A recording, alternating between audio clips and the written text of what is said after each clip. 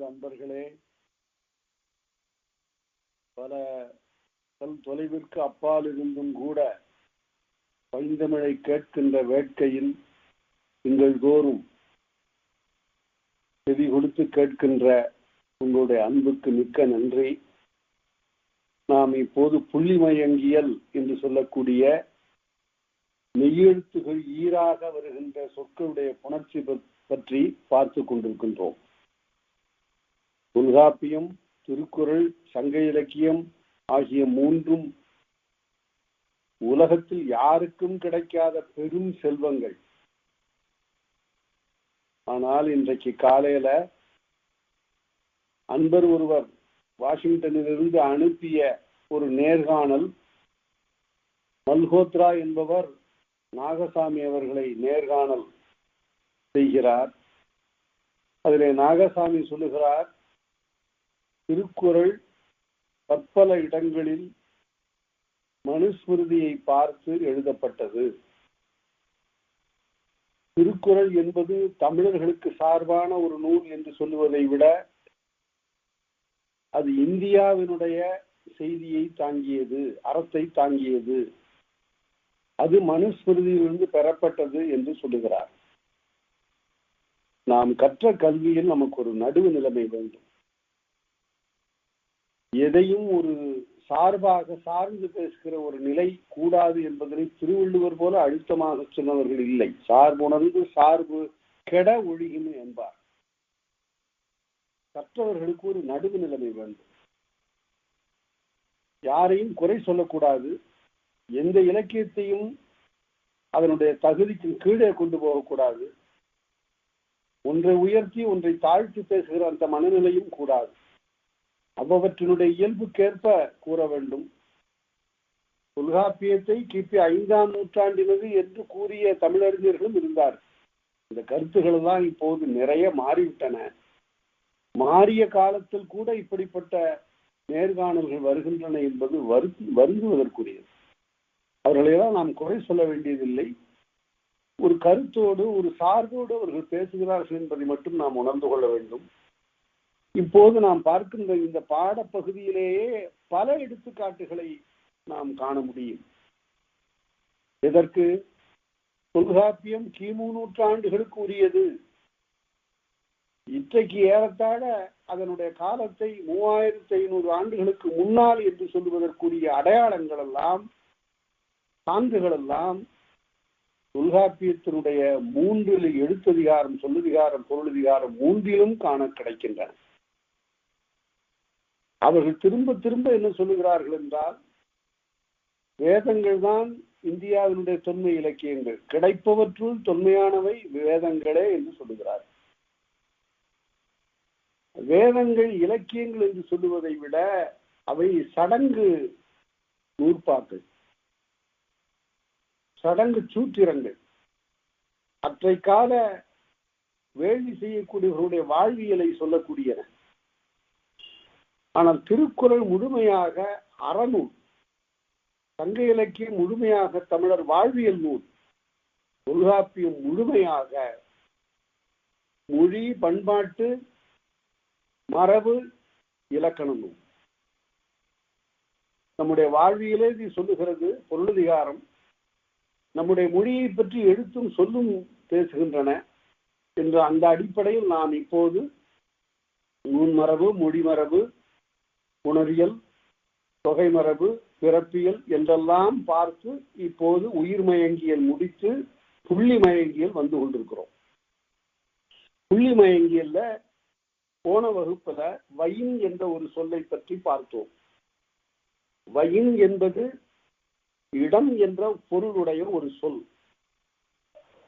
வரிசை வரிசையாக, முறை முறையாக என்றெல்லாம் அதற்கு பொருள் உண்டு. வயின் வயின் வந்த வம்பம் அல்லறை என்று புறநானூறு சொல்லும். வரிசை வரிசையா வருகிறார்கள். அந்த வம்ப மல்லரை பாண்டிய நெடுஞ்செழியன் கையாலை பற்றி தூக்கி விசும்பிலே எரிக்கிறான். அவ்வளவு பேராற்றல் படைத்த ஒரு பெரு வீரன். அவனை நோக்கி வருகிற பகை வீரர்களை பற்றி சொல்லுகிற போது வயின் வயின் என்றால் அடுக்கடுக்கா வர்றாங்க. இது 7ஆம் வேற்றின் உருவுகள்ல ஒன்று. கண் என்ற இடப்பொருளை தருவது. அங்கு இங்கு என்பது போல வைன் என்பதும் ஒரு இடப்பொருள். அந்த வைன் என்ற சொல் அகரமாகிய சுட்டை சேர்கிற போது, இகரமாகிய சுட்டை சேர்கிற போது, உகரமாகிய சுட்டை சேர்கிற போது, ஆ இ உ என்ற 3 சுட்டெழுத்துக்களை சேர்கிற போது அவ்வயிர் கொண்டான் எவ்வயிர் கொண்டான் என்று வரும். இந்த வைன் என்பது கொண்டான், சென்றான், தந்தான், போயினான் என்ற சொற்களோடு வருகிற போது அந்த நகர ஒற்று ரகர ஒற்றாக மாறும் என்பதனை நாம் சென்ற வகுப்பில் பார்த்தோம். வயின் என்பது வயிர் என்று ஆகும். வயிற்கு எவ்வயிர் கொண்டான். அதே போல வினா எழுத்தாகிய எகரத்தோடு சேர்கிற போது எவ்வயிர் கொண்டான், அவ்வயிர் கொண்டான், இவ்வயிர் கொண்டான் என்றால் அந்த இடத்துக்கு கொண்டான், இந்த இடத்துக்கு கொண்டான் என்று போதும். தஞ்சையிலே கொண்டான், நெல்லையிலே கொண்டான் என்று சொல்லுவது போல அவ்வயிர் கொண்டான், இவ்வயிர் கொண்டான் என்று சொல்ல வேண்டும் என்று சென்ற வகுப்புல பார்த்தோம். இப்போது குயின் என்ற அந்த சொல், இந்த சொல் இன்றைக்கு வழக்கிலே இல்லை. குயின் என்பதற்கு என்ன பொருள்? முகில் என்று பொருள். யாரும் கேட்கிற போது இனிமே முகில் என்று சொல்லுங்கள். மேகம் என்று சொல்லை நாம் தவிர்க்க வேண்டும். மேகம் என்பது வட சொல். மேக சந்தேசம் என்பது காளிதாசனுடைய நூல். அது முகில் என்பது பொது பெயர். குயின் என்று ஒரு சொல், அது மெல்லிய ஓசையோடு ஒழுகுகின்ற காலத்தில் அதுக்கு குயின் என்று பெயர். ஆக ஒரு குறிப்பிட்ட ஒரு சொல்லுக்கு கூட விடாமல் இலக்கணம் சொல்லக்கூடிய ஒரு நேர்த்தியை இந்த நூற்பாவும் காட்டுகிறது. குயினன் கிளவி இயற்கையாகும். குயின் கூட்டல் குழாம், குழாம்னா கூட்டம், குயின் கூட்டல் குழாம் என்று வந்தால் அப்படியே இருக்கும். நடுவில் எந்த விதமான எழுத்து வராது என்று இலக்கணம் சொல்கிறார். இயற்கையாகும், அப்படியேதான் இருக்கும். குயின் குழாம் என்று வரும் என்று சொல்லுகிறார். அடுத்தது இப்ப நகர ஒற்றுதான் நாம் பார்த்து கொண்டிருக்கிறோம். வயின் என்ற சொல்லுக்கு பார்த்தோம், அடுத்தபடி குயின் என்ற சொல்லுக்கு பார்த்தோம்.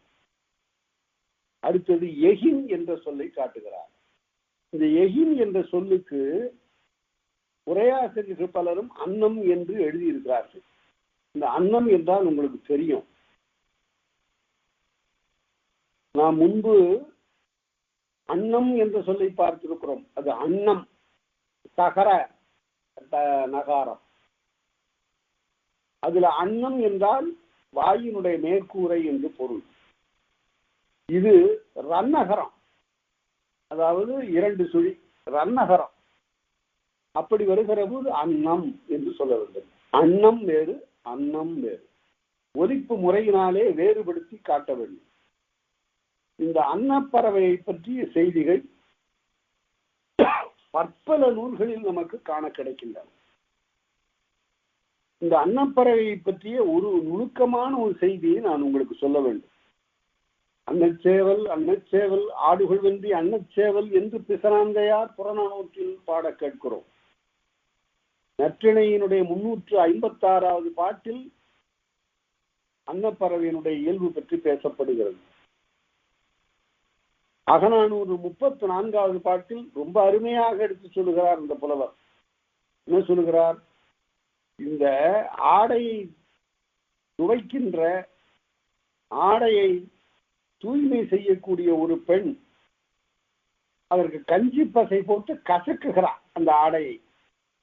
இந்த கஞ்சி பசை என்ற அந்த வெள்ளை நீர்மம் அது தண்ணீரிலே சென்று கலந்து அப்படியே எங்கு பார்த்தாலும் வெள்ளையா தோன்றுகிறது. அதுபோல இருக்கக்கூடிய எகினம் அன்னம், அது துணையோடு திளைக்கும் காப்புடை வனப்பு என்று வருகிறது. அது அன்னம் தன்னுடைய துணையோடு செல்லுகிறது என்று ஒரு செய்தி சொல்லப்பட்டது. ஐங்குறு நூற்றிலையும் 106வது பாட்டுல வருகிறது. அகநானூற்றுல 34வது பாட்டுல வருகிறது. இப்போ ஒரு நுட்பமான ஒரு செய்தியை பார்க்கிறோம். அன்னத்தை பற்றி நீங்கள் எல்லாரும் கண்டிப்பாக சொல்லுவீர்கள், எனக்கு தெரியும். அது பாலும் நீரும் ஒன்றாக வைத்தால் பாலை பிரித்து எடுக்கும் என்ற ஒரு செய்தி. அத்தகைய செய்தி சங்க இலக்கியத்தில் எங்கும் இல்லை. அது கற்பனையானது. அது வடநாட்டிலிருந்து வந்த ஒரு கற்பனை செய்தி. அன்னம் என்ற ஒரு பறவை உண்டு, அது வெண்மையாக இருக்கும் என்பதும் உண்டு. அதையெல்லாம் தான் சங்க இலக்கியம் சொல்லும். சங்க இலக்கியம் வீணான கற்பனைகளையும் கட்டுக்கதைகளையும் போற்றுவது இல்லை. இந்த அன்னப்பறவையினுடைய தூவி இருக்கிறதே, தூவின சிறகு, அது மிக மிக மென்மையானது. அதை கொண்டு படுக்கை சமைப்பது வழக்கம். அவ்வளவு மென்மையானது, பஞ்சு போல மென்மையானது இந்த அன்னத்தின் தூவி. அதை பற்றி இலக்கியங்கள் சொல்லுகிற போது தான் இட்ட முட்டையை அன்னம் தன்னுடைய அந்த மெல்லிய சிறகு கொண்டு போர்த்தும் என்று பேசுகிறான். அந்த அன்னப்பறவையினுடைய கால்களில் ஒரு மெல்லிய சவ்வு ஒன்று இருக்கும். அந்த ஜவ்வுன்னு இப்ப நம்ம சொல்றோம், அது சவ்வு. அந்த சவ்வு தோல், அந்த சவ்வு தோல் துதி என்று பெயர் வரும். துதி, துதி என்றால் சவ்வு தோல். இந்த மாதிரியான ஒரு துதி, அதாவது ஒரு சவ்வு தோல் யானையினுடைய தும்பிக்கையிலையும் இருக்கிறது. தும்பிக்கையினுடைய வாய் பகுதியில மெல்லிய சவ்வு ஒன்று இருக்கிறது. அது நீரை அருந்துவதற்கும் பிற நீர்மங்களை அருந்துவதற்கும் அது துணையாக இருப்பது. அதுக்கு பேர் துதி. அந்த துதி அந்த கையில் இருப்பதனால்தான் அதுக்கு துதிக்கைன்னு பேரு. துதி என்பது சவ்வு தோல். அந்த சவ்வு தோல் அன்னத்தினுடைய காலிலே இருக்கிறது, யானையினுடைய கையிலே இருக்கிறது. அதனால அதுக்கு துதிக்கைன்னு பேரு. இந்த அன்னத்தை பற்றி சொல்லுகிற போது பிற்கால நூல்களில் எல்லாம், தேவாரம், திரைமாலை 150 போன்ற நூல்களில் எல்லாம் இது தாரா என்று பேசப்படுகிறது, தாரா பறவை என்று பேசப்படுகிறது. அதனால அன்னத்தை பற்றிய நிறைய செய்திகள் இருந்தாலும் கூட அதனை நாம் பாலிலிருந்து நீரை பிரிப்பது என்று சொல்லுவது கற்பனையான ஒரு செய்தி என்பதை அறிவியல் அறிஞர்கள் நாட்டி சொல்லி இருக்கிறார். அந்த எகின் என்பது அன்னத்தை உணர்த்துவது. அந்த எகின் என்ற சொல் அது புணர்ச்சியிலே ஆண்மர இயற்று. ஆண் என்று ஒரு மரம் அந்த காலத்தில் இருந்தது. ஆனங்கோடு, ஆனங்கிளை என்றெல்லாம் நாம பார்த்தோம் முன்பு. தன்னகரத்திற்கு இலக்கணம் கூறுகிற போது அந்த ஆனங்கோடு என்று வரும் என்று காட்டினார். இப்ப எகின் என்று சொல்லும் அப்படித்தான் புணரும் என்று காட்டியிருந்தனால ஆண் கூட்டல் கோடு, ஆண் கூட்டல் கிளைன்னு ஆனங்கிளை என்று வருவது போலவே எகின் கூட்டல் கால் என்றால் எகினக்கால், எகின செதில் என்று வர வேண்டும். அதாவது அன்னத்தினுடைய கால், செதில், தோல் என்று வர வேண்டும். எகின் மரம், மரமாக இருந்தால், இந்த நூற்பாவில அன்னத்தை பற்றி பேச்சு வரல, அதுக்கு அடுத்த நூற்பாவில தான் வருது.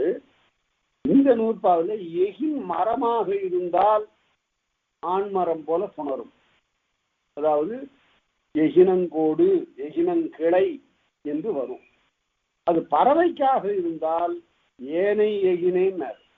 அது மரத்தை உணர்த்தாத பறவை உணர்த்துகின்ற ஏனை எகினமாக இருந்தால் அகரம் வருமே, எகினக்கால் என்று வரும். எகினக்கால், எகினத்தலை, எகினச்செவி, எகினப்புறம், இதுதான் எல்லாவற்றையும் கூட்டிக் கொள்ள வேண்டும். கால், தலை, சிறகு, புறம், தாசா, தாப்பா, இவை நான்கும் எப்படி புணரும்? எகின் கூட்டல் கால், எகின் கூட்டல் தலை, எகின் கூட்டல் செவி, எகின் கூட்டல் புறம் அப்படின்னு வந்தா எகினக்கால், எகினத்தலை, எகினச்செவி, எகினப்புறம் என்று வரும். அதனால எகின் என்ற சொல்லுக்கு இரண்டு பொருள் உண்டு. ஒன்று மரம் என்று, எகின மரம் என்று ஒரு மரம். எகின் என்று ஒரு பறவை, அது அன்னப்பறவை. இந்த இரண்டுக்கு உள்ள புணர்ச்சியை சொன்னார். மரமாக இருந்தால் அது எகினங்கோடுன்னு வரணும். ஆனங்கோடு என்று வருவது போல எகினங்கோடுன்னு வரணும். பறவையாக இருந்தால் எகினக்கால் என்று வல்லொற்று வர வேண்டும். இவ்வாறு இந்த இரண்டு நூற்பாக்களுக்கு இலக்கணம் சொன்னார். அடுத்தபடி கிளைப்பெயரெல்லாம் கிளைப்பெயர் இயல. இந்த கிளைன்னு வருது பாருங்க ஒரு சொல். அதாவது அந்த காலத்துல மனிதனுடைய வாழ்க்கை இயற்கையை ஒட்டித்தான் இருந்தது என்பதுதான் சங்க இலக்கியம்.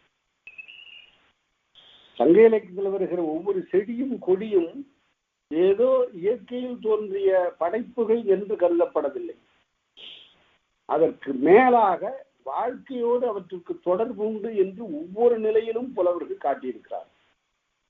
இயற்கையோடு இயைந்த வாழ்வு, அதுதான் திருவிக்கா ரொம்ப அழகா சொல்லுவார். இயற்கையிலே பிறந்து இயற்கையிலே தோய்ந்து இயற்கையோடு இணைந்து வாழ்ந்த வாழ்க்கை என்று சங்க இலக்கியத்தை குறிப்பிடுவார்.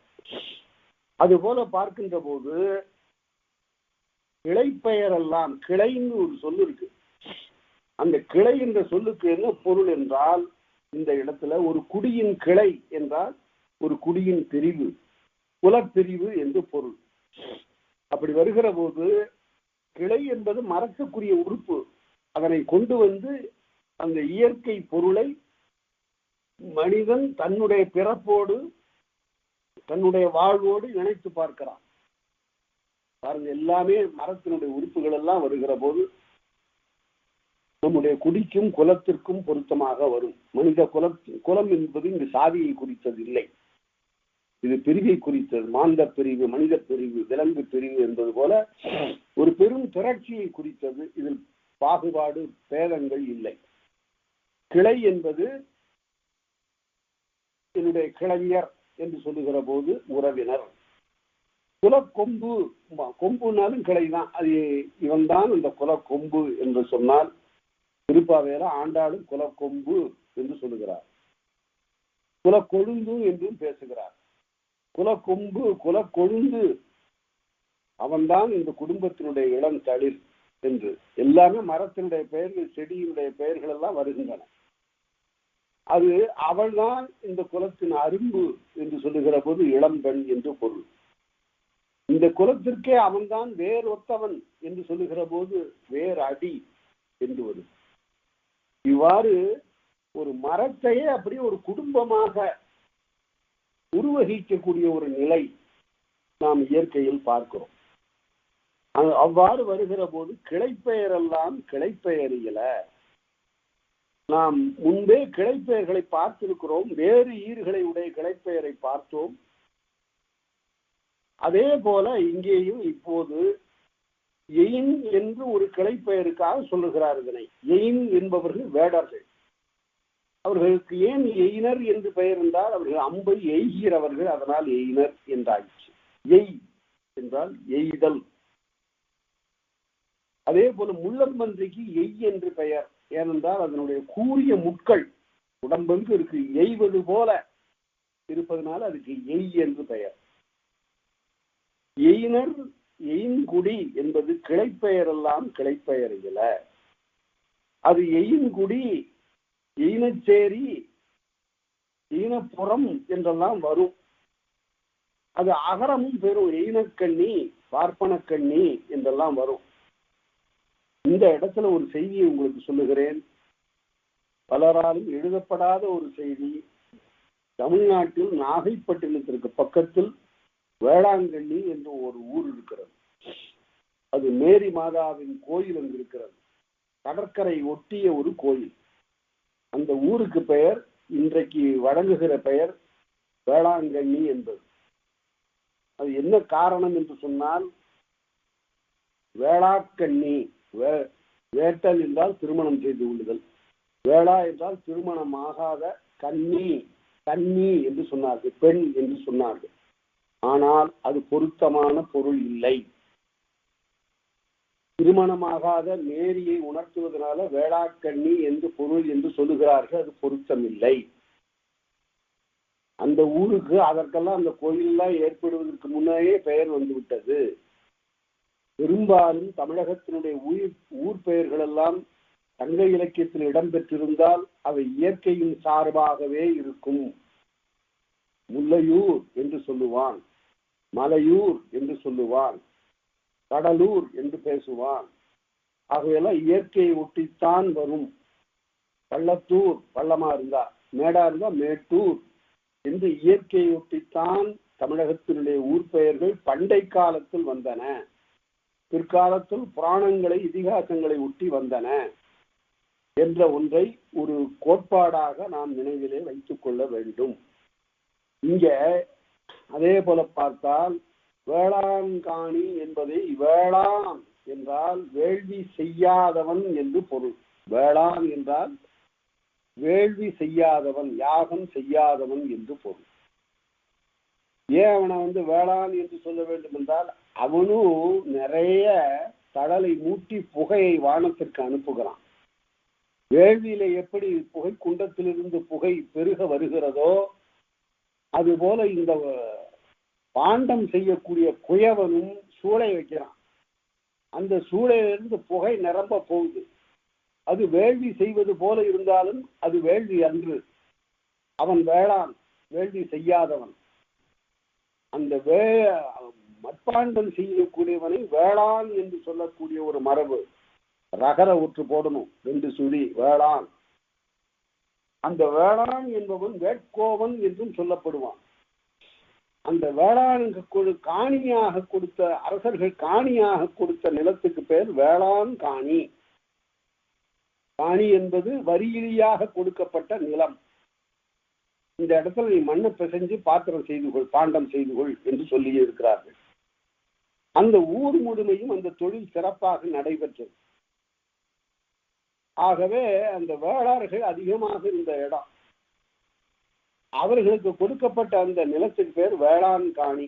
அந்த வேளாண் காணிங்கிறது புணர்ச்சியில வேளாங்கண்ணி என்று ஆகிவிட்டது. இப்ப இந்த ஊர் பெயர்களை எல்லாம் ஆராய்வது ரொம்பவும் நுட்பமானது. பல ஊர்களுடைய பெயர்களை நீங்கள் ஆராயலாம். இப்படியெல்லாம் ஆராய்வது ஒரு பெரிய ஆராய்ச்சி பணியாக அது அமையும். சங்க இலக்கியத்தில் காணப்படுகின்ற ஊர் பெயர்களை எல்லாம் தனித்தனியாக வைத்து ஆராயலாம். நிறைய ஊர் பெயர்களுக்கு அவ்வாறு பெயர் வந்ததற்கான காரணம் எல்லாம் நமக்கு புலனாகும். வடார்காடு மாவட்டத்தில் நான் போய் ஆய்வு செய்கிற காலத்து ஒரு ஊருக்கு பெயர் ஆகோல் என்று சொன்னார். ஆகோல் என்றால் ஆவினை கொள்ளுகின்ற இடம், அதாவது ஆணிரைகளை கைப்பற்றுகின்ற இடம், கைப்பற்றிய இடம், அது ஆகோல். அதுல இருந்து ஒரு 3 தொலைவுக்கு போனா அடுத்த கிராமத்துக்கு பேர் பாய்ச்சல்னா, அதாவது மாடுகளுடைய பாய்ச்சல். இவ்வாறு ஒவ்வொரு ஊரையும் பார்த்து கொண்டே போனா ஒரு 15 தொலைவுல ஒரு ஆணிரை போர் நடந்ததற்கான அடையாளங்கள் அனைத்தும் நமக்கு கிடைக்கின்றன. அதனால இப்படியெல்லாம் ஆராய்ச்சி செய்தால் பண்டை மரபு, பழந்தமிழ் மரபு எப்படியெல்லாம் விளங்கி இருக்கிறது என்பது நமக்கு புலனாகும்.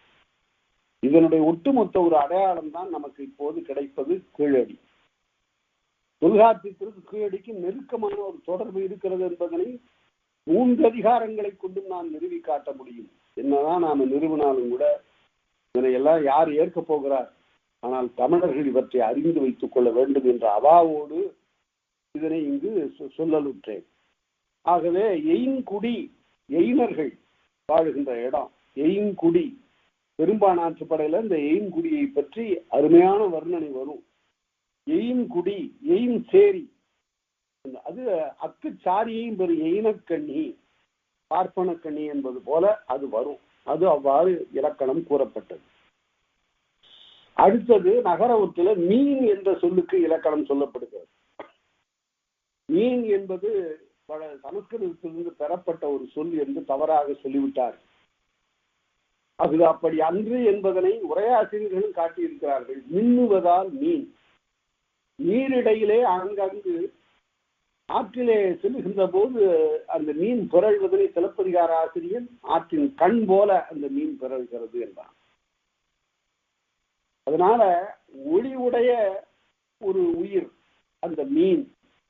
மின்னுதல் பற்றி அது மீனாயிற்று. முதல் நிலை மீண்ட தொழிற்பெயர் என்று அதை சொல்ல வேண்டும். மின்னுதல் தொழிற்பெயர்.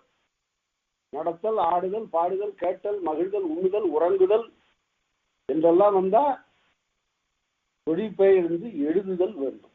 எழுதுதலும் தொழிற்பெயர் தான். அதே போல மின்னுதல் என்பது மீன் என்று ஆயிற்று. மீனின் கிழவி வல்லெழுத்து உறவு. மீன் என்ற சொல் காசா தாப்பாவோடு சேருகிற போது என்ன ஆகும்? வல்லெழுத்து உறழ்வேன்னார். நன்றாக நினைவிலை வைத்துக் கொள்ளுங்கள். உறழ்தல் என்றால் வரலாம், வராமலும் இருக்கலாம். வல்லெழுத்து வரலாம், வராமலும் இருக்கலாம்.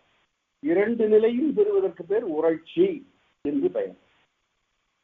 மீன் கண் என்றால் அப்படியே இருக்கு. மீன் கூட்டல் கண், மீன் கண் அப்படியும் இருக்கலாம். நீர்கண் என்று வல்லின ரகரம் பெற்று வரலாம். நீர்கண். மீன் சினை, நீர் சினை என்றெல்லாம் வரலாம். இந்த மீனுக்கு சினை என்பது, சினை என்றால் உறுப்பு என்று பொருள். அந்த மீனை, அந்த கடல் கரையில அந்த மீனை பகுப்பவர்களிடம் சென்று கேட்டா அவங்க சொல்லுவாங்க, ஒரு மீன் நல்ல வயிறு புடைத்திருக்கும் போது அதனை கீறி பார்த்தால் உள்ளார நிறைய சிறு சிறு சிறு குஞ்சுகளுடைய முன்னை படிவம் நமக்கான, அதனை சினை என்று சொல்லுவார்கள். எவ்வளவு சினை இந்த வயிற்றில் இருக்கிறது என்று அவர்கள் சொல்லுவார்கள். அதனால சினை என்பது அது உயிர் பெற்ற பிறகுதான் அதுக்கு பெயர் மீன் குஞ்சு. அது உயிர் பெறுவதற்கு முன்பு அதற்கு பெயர் சினை. அது அந்த மீனினுடைய ஒரு உறுப்பாக இருப்பது. அப்ப அது வயிற்றில் தன்னுடைய ஒரு உறுப்பாக வைத்திருப்பது. குழந்தை அது முழு உரு பெற்ற பிறகு தாயின் வயிற்றுல, பெறுவதற்கு முன்பு அதற்கு பெயர் கரு. அது போல மீன்கண், நீர்க்கண், மீன் சினை, நீர் சினை என்று இரண்டு நிலையிலும் வரும் என்பதனை உறழ்வு என்று சொன்னார். அடுத்தது 340வது நூற்பா.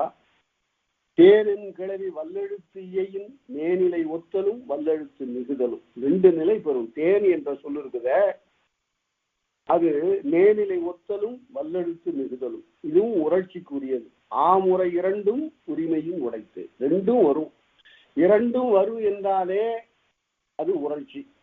மேனிலை ஒத்தலும், மேலே சொன்னது மீனுக்கு சொன்னது போல உணர்ச்சியாக வருதலும் வல்லெழுத்து மிகுதலும் உண்டு. எப்படி? தேன் கூட்டல் குடம் என்றால் தேன் குடம் என்றும் இருக்கலாம், தேக்குடம் என்றும் வரலாம். இரண்டு நிலையிலும் வரலாம். தேன் குடம், தேர்க்குடம். மேலே சொன்ன விதிப்படி பார்த்தா தேன் குடம், தேர்க்குடம் என்று வர வேண்டும். அது உணர்ச்சி. அடுத்தது வல்லெழுத்து மிகுதல் தேக்குடம். ஆக இதுக்கு எடுத்துக்காட்டு எப்படி காட்டணும்? 3 எடுத்துக்காட்டு காட்டணும். தேன் குடம், தேர்க்குடம், அப்புறம் தேக்குடம். 3 நிலையில் வர வேண்டும் என்று பார்த்தோம். இந்த தேன் என்பதில் இந்த ஒரு சொல்லை குறித்து ஒரு செய்தி உங்களுக்கு சொல்லுகிறேன். ஆங்கிலத்தில் தான் ஒரு மரபு உண்டு. ஒரு பெயர் சொல்லி அப்படியே வினை சொல்லாக மாறும். She gave me an advice. She advised me. ஆகவே அறிவுரை என்பது அறிவுறுத்தான் என்று வருவது போல தமிழ்ல நிறைய சொற்கள் அப்படி வரும். அது தமிழையும் இல்லாதது இல்லை. நிறைய சொற்கள் அவ்வாறு பெயர் சொல் அப்படியே வெறி சொல்லா மாறும். எப்படி என்றால், தேன் என்பது பெயர் சொல். மாணிக்கவாசகர் திருவாசகத்தில் சொல்லுகிறார், தேனிப்பது அப்படின்னார். அதாவது தேனை போல தித்திப்பது என்று பொருள். தேனிப்பது என்னாலோ அப்படின்னா நான் அந்த தித்திப்பை பெறுவது எந்த நாளோ என்று பொருள். அதனால தேனித்தல் என்று சொல்லலாம். தேனித்தல் என்பது பெயர் சொல் வினை சொல்லாகிவிட்டது. தேனிக்கிறது என்றால் பெயர் சொல் வினை சொல்லாக மாறுகின்ற நிலையை காட்டுவது. சரி, அதுபோல அந்த தேன் என்ற சொல்லுக்கு வல்லெழுத்து வரும்னு நம்ம பார்த்தோம். தேக்குடம்னு. நெல்லெழுத்து வரலாம் என்பதற்கு ஒரு நூற்பா. நெல்லெழுத்து மிகினும் மானம் இல்லை. மானம் என்றால் குற்றம் என்ற பொருள் என்பதனை முன்பே பல இடங்களில் நாம் பார்த்திருக்கிறோம்.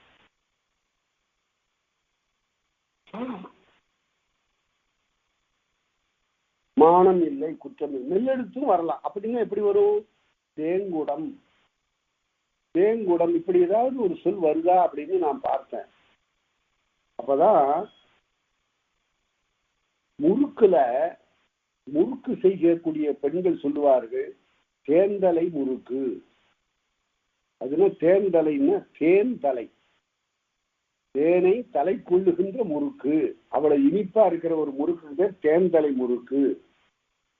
அதே போல மெல்லெழுத்து மிகுதல் தேம்பாகு. தேம்பாகு என்பது நாட்டுப்புற பாடல்களை கூட தேம்பாகுன்னு வருது.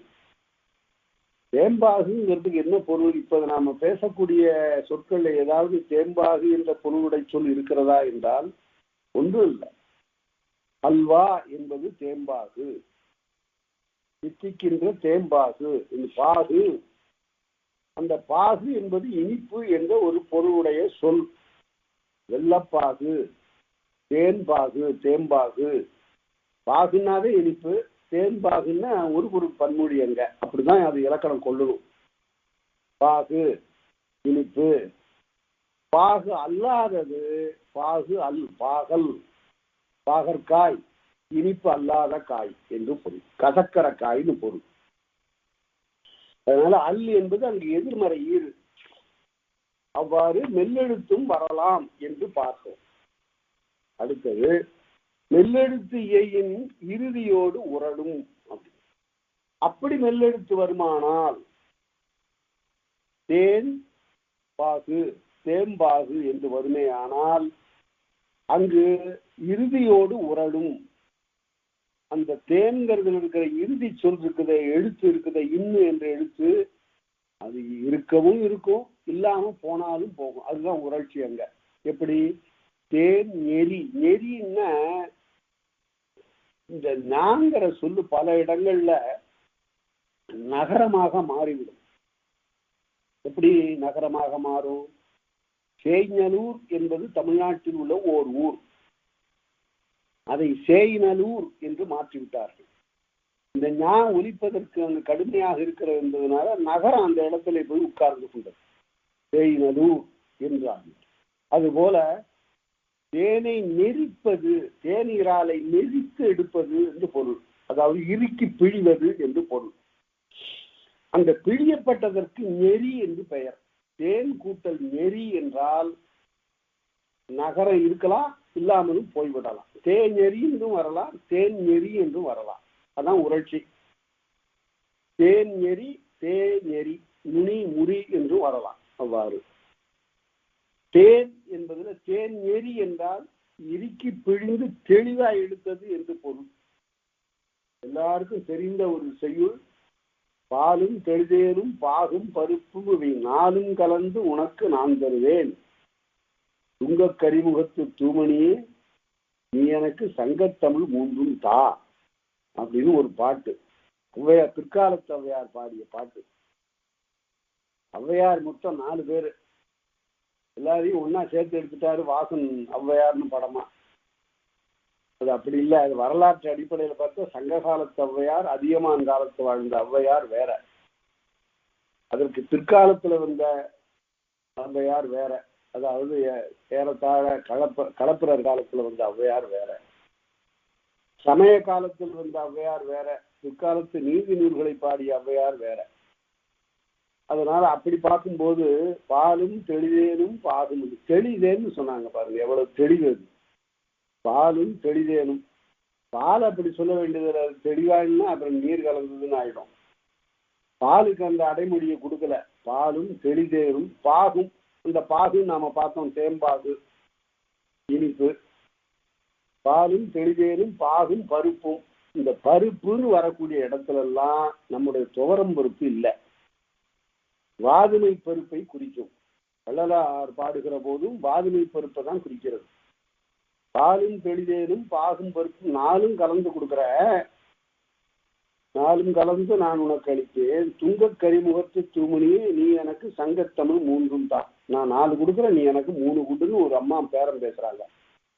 4 நான் கொடுக்குறேன், 3 கொடுக்க கூடாதா நீ எனக்கு என்பது ஒரு நயமான ஒரு கேள்விதான். என்றாலும் நம்முடைய புரட்சி கவிஞர் கேட்டாரு, இந்த ஔவை என்ன நினைச்சிட்டு இருக்கிறா? பாலையும் பருப்பையும் தேனையும் கொடுத்துட்டா தமிழை கொடுத்துட முடியுமா? தமிழ் என்னதுக்கு சமமா? அறிவு கெட்டவர்னாரு. அவர் கொஞ்சம் கடுமையா பேசக்கூடியவர் தான். அவருக்கு தமிழ் எல்லாவற்றையும் விட உயர்ந்தது. அவரே பாடுகிற கனியிட ஏறிய சுளையும் முற்றல் கரையிட ஏறிய சாரும் நனிபசு பொழியும் பாலும், இதெல்லாம் நிற்க முடியாதுயா தமிழ்கிட்ட. இவையெல்லாம் இனியன என்பேனும் என்னுயிர் தமிழனை கண்டேன்னார். உயிர் ஐயா தமிழ். அதை போய் பாகு அழிந்து போகக்கூடிய பாகு பருப்புக்கு ஈடாக சொல்லலாமா? இந்த அம்மா தப்பு பண்ணிட்டா அப்படின்னு சொன்னார்.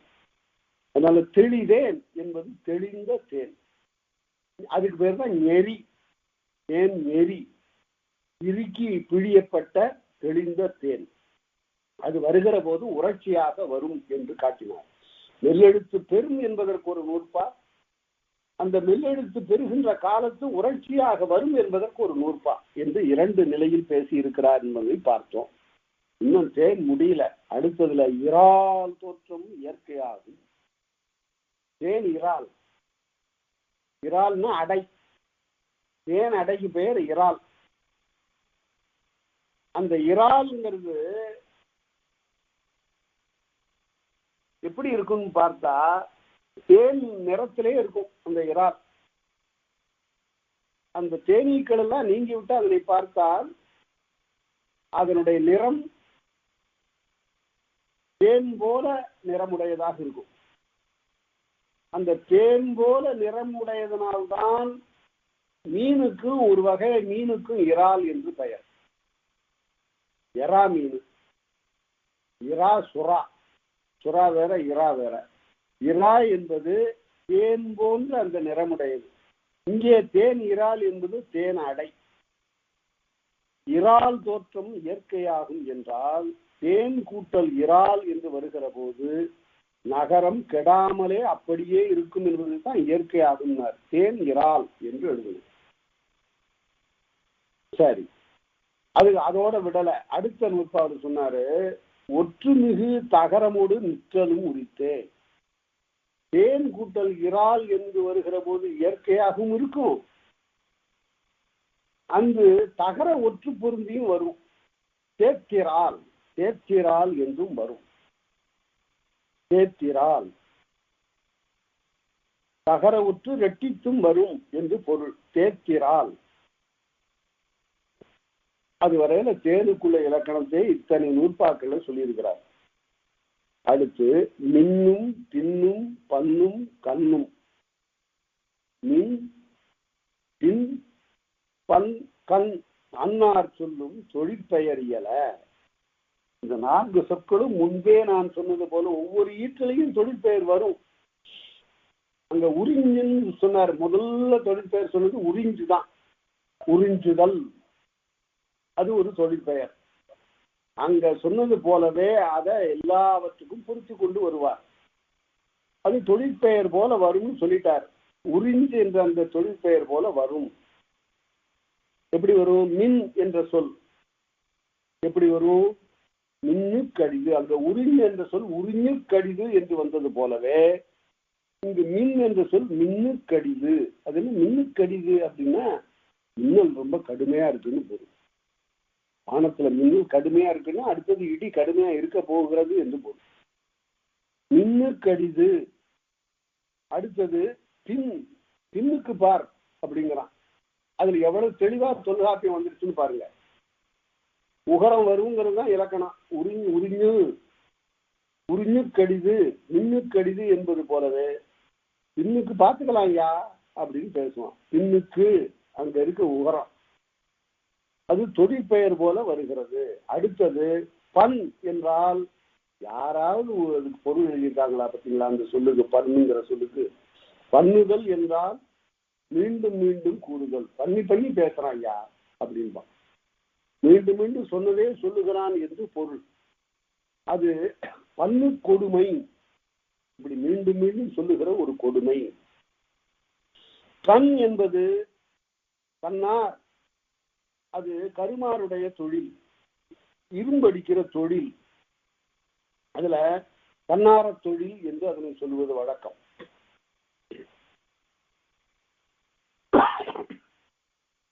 கண்ணு செயல் என்றால் கருமாருடைய தொழில் என்று பொருள்.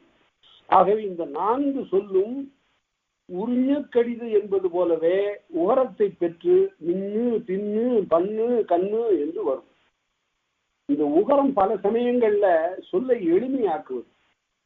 நாம் சொல்லுகிற போது மண் பொன் கல் என்று பேசுவதில்லை. பேசுகிற போது மண்ணு கல்லு பொண்ணு என்று பேசுவோம். இந்த உகரம் போய் இந்த நமக்கு ஒலியை எளிமைப்படுத்தும். என்றால் ஒலிப்பு உறுப்புகள் எல்லாம் ஒரு எழுத்தை ஒலித்த பிறகு இடத்துக்கு வருகிற போது ஒரு உகரத்தை பொருந்திவிடும். அது ஒலிப்பு எளிமை என்று பேசப்படும் மொழியலாரால். அவ்வாறு ஒரு ஒலி எளிமைக்காக வரக்கூடிய அந்த மொழியின் கூற்றை இங்கு நாம் பார்க்கிறோம். உகரம் அவ்வாறு பொருந்தும். வேற்றுமையாயின் ஏனை எகினோடு தோற்றமூக்கும் கண்ணன் கிழவி. ஏற்கனவே எகின் பற்றி சொல்லியிருக்கிறாரு. அது ஏனை எகின் என்றால் அன்னத்தை குறிக்கும் என்று பார்த்தோம். மரம் அல்லாத பறவையை குறிக்கின்ற எகின் என்ற சொல்லோடு தன் என்ற சொல்லும் பொருந்தும் என்றால் எகினக்கால் என்று அங்கு பார்த்தோம். எகினத்தலை, எகின சிறகு, எகின புறம் என்று பார்த்தது போலவே இந்த கண் என்ற சொல்லும் மேலே கண்ணு கடிது அப்படின்னு பார்த்தோம். இங்க கண்ணக்குடம் என்று அகரத்தை பொருந்தும். எகினக்கால் போல கண்ணக்குடம். கண்ணக்குடம்னா கருமார்கள் வைத்திருக்கக்கூடிய தண்ணீர் வைத்துக் கொள்ளுகிற குடம். அது அடுப்பு நல்லா வேகமா எரிகிற போது அல்லது இரும்பு ரொம்ப சூடாகிவிட்ட போது தெளிப்பதற்கு அந்த குடத்திலிருந்து தண்ணீர் எடுத்து தெளிப்பான், அல்லது அதற்கு ஒரு மூக்கு வச்சிருந்து சாய்ப்பான். அதுக்கு பேர் கண்ணக்குடம். இன்றைக்கும் பல இடங்களில் இரும்பு அடிக்கக்கூடிய உலைகளுக்கு பக்கத்துல அது மாதிரி ஒரு மட்குடம் இருக்கும். அதுக்கு பேர் கண்ணக்குடம் என்று பேர். அதே போல இன்னொரு குடம் இருக்கு, அதுக்கு பேர் ஈமக்குடம். அது வேற இடத்துல வரும். ஈமக்குடம்னா இறந்து போய்விட்டவர்களுக்கு அடக்கம் செய்கிற போது ஒரு மட்பாண்டத்துல தண்ணீர்ல எடுத்துக்கொண்டு தோல்ல வைத்துக்கொண்டு வாரிசாக இருக்கிறவன் சுற்றி வருவான். அதாவது எள்ளும் நீரும் வாரி இறைப்பது என்று சொல்லுவார்கள். அது போல அவன் இந்த தண்ணீரை அந்த இறந்து போன தன்னுடைய தாய்க்கோ தந்தைக்கோ அல்லது உறவினர்களுக்கோ அந்த விடாய் தீர்க்கின்ற வகையில அந்த தண்ணீர் குடத்தை தூக்கி தோளிலே சுமந்து வர பின்னால் ஒருவன் அறிவாளால அந்த ஒரு குடத்தை மெல்ல ஓட்ட போடுவான். அது வழியாக தண்ணீர் ஊற்றும், சுற்றி வருவான். ஒரு முறை, 2 முறை, 2வது முறை 2வது துளை போடப்படும், 3வது முறை 3வது துளை போடப்படும். 3 துளை.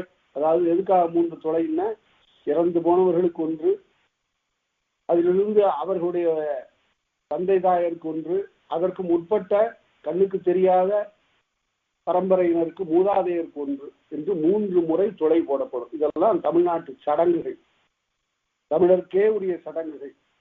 இவ்வாறு 3 துளையிட்ட பாத்திரங்கள் இப்போதும் பல அகழ்வாய்வுகளில் கிடைத்திருக்கின்றன என்றால் அதற்கு பேர் ஈமக்குடம். ஈமம் என்றால் இறுதி சடங்கு, ஈமச்சடங்கு, ஈமக்குடம், கண்ணக்குடம். சரி, அடுத்தது இயற்பெயர் முன்னர் தந்தை முறைவரின். இயற்பெயருக்கு முன்னால, இயற்பெயர்னா ஒரு காரணமின்றி நாம் வீட்டில் வைக்கிற ஒரு பெயர். குழந்தைக்கு பெயர் வைக்கிறோம், ஏதாவது ஒரு பெயரை வைக்கிறோம். தாத்தா பெயரை வைக்கிறோம், அல்லது ஒரு தெய்வத்தின் பெயரை வைக்கிறோம், அல்லது ஒரு மன்னனுடைய பெயரை வைக்கிறோம். அதெல்லாம் இயற்பெயர் என்று சொல்லப்படும். சிறப்பு பெயர்ங்கிறது அவருக்கு பின்னால் அவர் படித்து பட்டம் பெற்று அல்லது பெரிய அலுவல் எல்லாம் பார்த்து தன்னுடைய பண்பினால் சிறப்பினால் அலுவலால் பெறுகின்ற அந்த பெயருக்கு பெயர் சிறப்பு பெயர். இலக்கணம் பின்னால சொல்ல போறார் சொல்லதிகாரத்துல. 2 பேர் வருகிற போது முதல்ல சிறப்பு பெயர் வரும், அப்புறம் இயற்பெயர் வரும்னாரு. அதுக்கு எடுத்துக்காட்டு காட்டுகிற சேனாவரையர் என்ற உரையாசிரியர் காட்டினாரு. தெய்வப்புலவன் திருவள்ளுவர்னார். தெய்வப்புலவன் திருவள்ளுவன் காட்டினார். அப்ப என்ன பொருள் என்றால், தெய்வப்புலவன் என்பது சிறப்பு பெயர், திருவள்ளுவன் என்பது இயற்பெயர், அது சாதி பெயர் இல்லை. திருவள்ளுவன் என்பது இயற்பெயர். யார் சொல்றாங்க? சேனாவரையர் சொல்லுகிறார். அதை பார்க்காம, அந்த எடுத்துக்காட்டை உணராம இன்றைக்கும் திருவள்ளுவரை பற்றி எவ்வளவு கதை எழுதிவிட்டார். அதனால திருவள்ளுவன் என்பது இயற்பெயர். இந்த திரு என்பது கூட சிறப்புக்காக கொடுக்கப்பட்ட பெயர் இல்லை. திருவள்ளுவன் என்பது முழுதான இயற்பெயர் என்று நாம் அறிந்து கொள்ள வேண்டும். இயற்பெயர் முன்னர் தந்தை முறைவரின். தாத்தன் என்பது இயற்பெயர். இந்த பெயரை பல பேர் அந்த காலத்தில் வைத்துக் கொண்டிருந்தார்கள். அதற்கு காரணம் என்னவென்றால், தாத்தன் என்பது புத்தனுக்குள்ள பெயர். பௌத்த சமயத்தினுடைய பெரிய செல்வாக்கு அது வைதீக சமயத்தோடு முரணிய இடத்தில் அது பலருடைய நன்மதிப்பை பெற்றது. முதல் புத்தர் தான் சாதி இல்லை என்று பேசியவர், ஏற்றத்தாழ்வுகளை கருதக்கூடாது என்று பேசியவர், ஒருவருடைய அன்பிற்கு பாத்திரமாகின்ற போது வேறு அதனை பார்க்க கூடாது என்று. ஒரு பெண் கிணற்றிலே தண்ணீரை இறைத்துக் கொண்டிருக்கிறாள். துறவு பூண்ட புத்தர் அங்கிருந்து வருகிறார். களைத்து போய் விடாய் அதிகமாகின்ற நிலையில் தன்னுடைய தாகத்தை தணித்துக் கொள்வதற்காக 2 கைகளையும் குடித்த அந்த பெண்ணிடம், அம்மா கொஞ்சம் தண்ணீர் கொடுங்கிறார். உடனே அந்த பெண் சொல்லுகிறார், நான் தாழ்த்தப்பட்டவன். உடனே அவர் சொல்லுகிறார், அம்மா நான் உன்னுடைய சாதியை கேட்கவில்லை, தண்ணீர் தானே கேட்டேன் என்று சொல்லுகிறார். இது புத்தருடைய வரலாற்றில் மிகவும் உருக்கமான ஒரு பகுதி. பிறகு அந்த பெண் தண்ணீரை ஊற்றுகிறார், தண்ணீரை குடித்து விட்டு அப்பால் போகிறார். பசி மயக்கத்தில் சுருண்டு கீழே விழுந்து விடுகிறார். அதற்கு பிறகு கொஞ்சம் தெளிவு பெறுவதற்கு கூட முடியாத நிலையில் அவர் கீழே மயங்கி கிடக்கின்ற போது ஒரு ஆடுகள் மேய்க்கக்கூடிய ஒருவன் அங்கிருந்து வருகிறான். ஐயோ பாவம், யாரோ ஒருவர் பார்த்தால் பொலிவுடைய ஒருவராக இருக்கிறார்.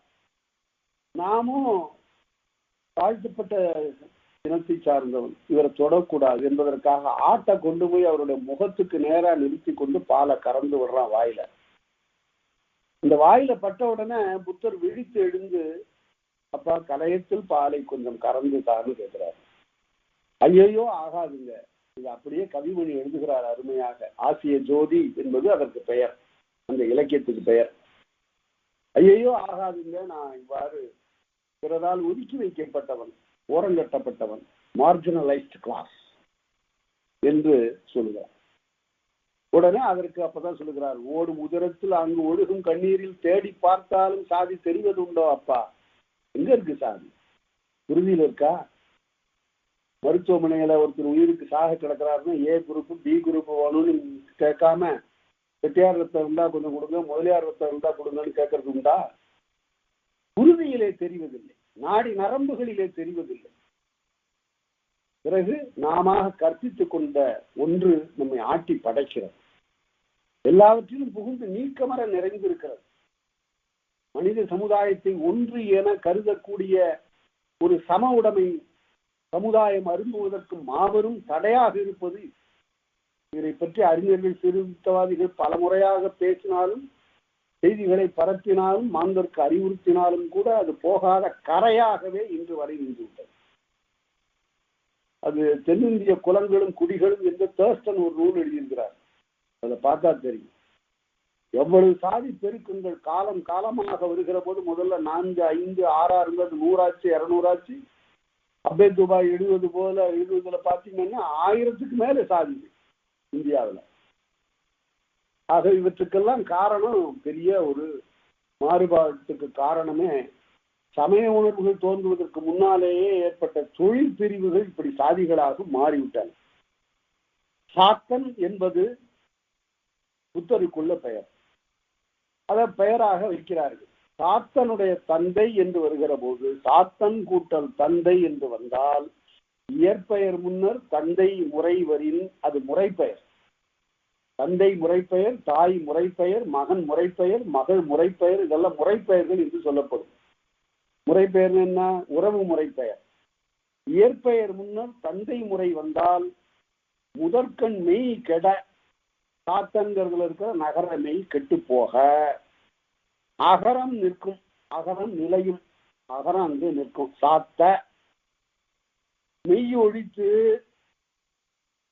அன்கெடும் அவ்வியற் பெயரே, அந்த அன் என்பது கெட்டு போக சாத்தந்தை என்று ஆகிவிடும். சாத்தந்தை, சாத்துங்கிறது தான் இருக்கும், பாக்கி எடுத்தது போய்விடும். தந்தை என்பது வந்து சேர்ந்து கொள்ளும். சாத்தந்தை, சாத்தந்தையார் என்பவர் புறநானூற்று புலவர்ல ஒருத்தர். அதே போல கொற்றன் என்பது இன்னொரு பெயர். அது யாருடைய பெயர்? கொற்றன் என்றால் அது சிவபெருமானுடைய பெயர். சிவபெருமானுக்கு கொற்றன் என்று ஒரு பெயர். கொற்றன் தந்தை, கொற்றந்தை, சாத்தந்தை, கொற்றந்தை. கீரனுடைய தந்தைக்கு பேர் கீரந்தை. அது இங்க ஏன் சொல்லலன்னு, இது நகர ஒற்றுக்கு மட்டும்தான் சொல்றாரு. இங்க சாத்தன் கொற்றன் நகர ஒற்றுக்கு மட்டும்தான் இங்க இலக்கணம் சொல்கிறார். அது போல சொல்லுகிற போது கீரன் தந்தை, கீரந்தைன்னு சொல்லியிருக்கணும். அதை சொல்லல, ஏன்னா தேவையில்லை, நிறைய எடுத்துக்காட்டுகளை காட்ட வேண்டியதில்லை. கீரந்தைங்கிற பெயர் எங்க வருகிறதுன்னு கேட்டா சிலப்பதிகாரத்தில் வரும். கீரந்தை என்று ஒரு பார்ப்பன ஆள் ஒருத்தர் காசிக்கு போறாரு. போகும்போது தன்னுடைய மனைவி கிட்ட சொல்லிட்டு போறாரு, பத்திரமா இரு அப்படின்னு. ஐயோ நீங்க ஊருக்கு போறீங்களா, நான் எப்படி இருப்பேன்னு அந்த பிராமண பெண் அழுகிறா. உடனே கவலைப்படாத, நம்ம நாட்டை ஆளுகிற அரசன் செங்கோலன், எந்த விதமான இடையூறும் யாருக்கும் ஏற்படாது என்று அவன் சொல்லிவிட்டு புறப்படுகிறது. இதை கேட்டுக் கொண்டு இருக்கிறான் மாறுவேடம் பூண்டு வரக்கூடிய ஊர்காவல் வருகின்ற அரசன். ஓ, நமக்கு இந்த கடமை இருக்கிறதா? அப்ப நாள்தோறும் அந்த வீட்டை அவன் இரவு நேரத்துல கண்காணிச்சுட்டே வர்றான், யாரு இடையூறு தரக்கூடாது என்பதற்காக. ஒரு நாள் கீரந்தை வெளியூர் போயிட்டு பல ஆறுகளிலும் குடித்து அவனுடைய குரல் மாறி வருகிற போது வீட்டுக்குள்ளார பேசிட்டு இருக்கிற போது வேறு குரலாக கேட்கும், கதவை தட்டிடுறான். அது முறையீடாக வருகிறது. அதற்கு பிறகு தன்னை கை குறைத்துக் கொள்கிறான் என்று சிலப்பதிகாரம் சொல்லுகிறது. குறைத்து கொண்ட கைக்கு ஈடாக பொன்னாலே கை சமைத்துக் கொள்கிறான். அது பொற்கை பாண்டியன் என்று பெயர் பெறுகிறான் என்று சிலப்பதிகாரத்தில் ஒரு கிளைக்கதை வருகிறது. அவ்வளவு செங்கோலனாக இருந்திருக்கிறான் பாண்டியன் என்பதற்கு அது ஒரு எடுத்துக்காட்டு என்று. அது கீரந்தை என்ற அந்த பெயர் அங்க வரும். சாத்தந்தை, ஒற்றந்தை, கீரந்தை, அதெல்லாம் இன்றைக்கு நாடகம் எழுதுகிறவர்கள், கதை எழுதுகிறவர்கள் இந்த பெயர்களை அந்த காலத்தை பற்றி எழுதுகிற போது இந்த பெயர்களை தான் பயன்படுத்தணும். அதே போல ஆதன் கூட்டல் தந்தை, ஆதந்தை, ஆதன் தந்தை, ஆதந்தை, அதுவே அப்புறம் மறு இருந்ததுன்னா ஆந்தை. விசிராந்தையாருங்கிற பேருக்கு எப்படி பொருள்னா இதுதான். அவனுக்கும் ஆந்தைக்கும் சம்பந்தமே இல்லை. ஆந்தை என்ற பறவைக்கும் அந்த பிசிராந்தை என்ற புலவனுக்கும் எந்த தொடர்பும் இல்லை. அவன் ஆதன் தந்தை, புகழ்பெற்ற ஒரு ஆதனுடைய தந்தை அவன். அதனால அவனுக்கு ஆந்தை என்று ஆதன் தந்தை, ஆதந்தை, ஆந்தை என்று ஆயிடுச்சு. ஆதந்தை என்பது ஆந்தை என்று ஆயிடுச்சு. அதாவது மகன் சில சமயத்துல பேர் பெற்றிருந்தான்னா அது யாரு வீடுங்கன்னா முருகனோட அப்பா வீடு என்று சொல்லுவது போல அவனை வைத்துதான் அடையாளம் தெரியும். அதே போல பிசிராந்தை என்றால் பிசிர் என்ற ஊரை சார்ந்த ஆதன் என்பவருடைய தந்தை ஆந்தை, ஆதன் தந்தை. அதே போல பூதன் தந்தை பூந்தை, உரையாசிரியர் காட்டுறாங்க ஆந்தை பூந்தைன்னு காட்டுறாங்க. பூதன் தந்தை என்பது பூந்தை என்றார். பூதன் என்றால் யாரு அப்படின்னா, பூதன் என்பதும் சிவபெருமானுக்கும் உரியது, புத்தருக்கும் உரியது. அதாவது மிக பாரிய வடிவமாக புத்தரை வைத்து வழிபடுகின்ற காலத்தில் பெரிய உருவமா 8 அடி 10 அடியில சர்தார் வல்லபாய் பட்டேலுக்கு செலவிட்டிருக்கிறது மாதிரி அப்படியெல்லாம் வைக்கிற காலத்துல பெரியது என்ற பொருள்பட வருவது பூதன். பூதம்னாவே பெரியதுன்னு பொருள். பூதன் தந்தை பூந்தை என்றும் வரும். ஆகவே ஆதன் தந்தை என்பது ஆதனும் பூதனும் கூறிய இயல்பாகவும் இருக்கும். ஆதன் தந்தை அப்படின்னு எழுதணும். அல்லது பெயருற்ற அகரம் துவரக்கெடுமே, அகரம் கெட்டு போன நிலையில ஆதந்தை என்றும் வரும். அதுவே மருவி அதற்கு பிறகு ஆந்தை பூந்தை என்றும் வருங்கிறத பின்னாடி பார்க்க போறோம்.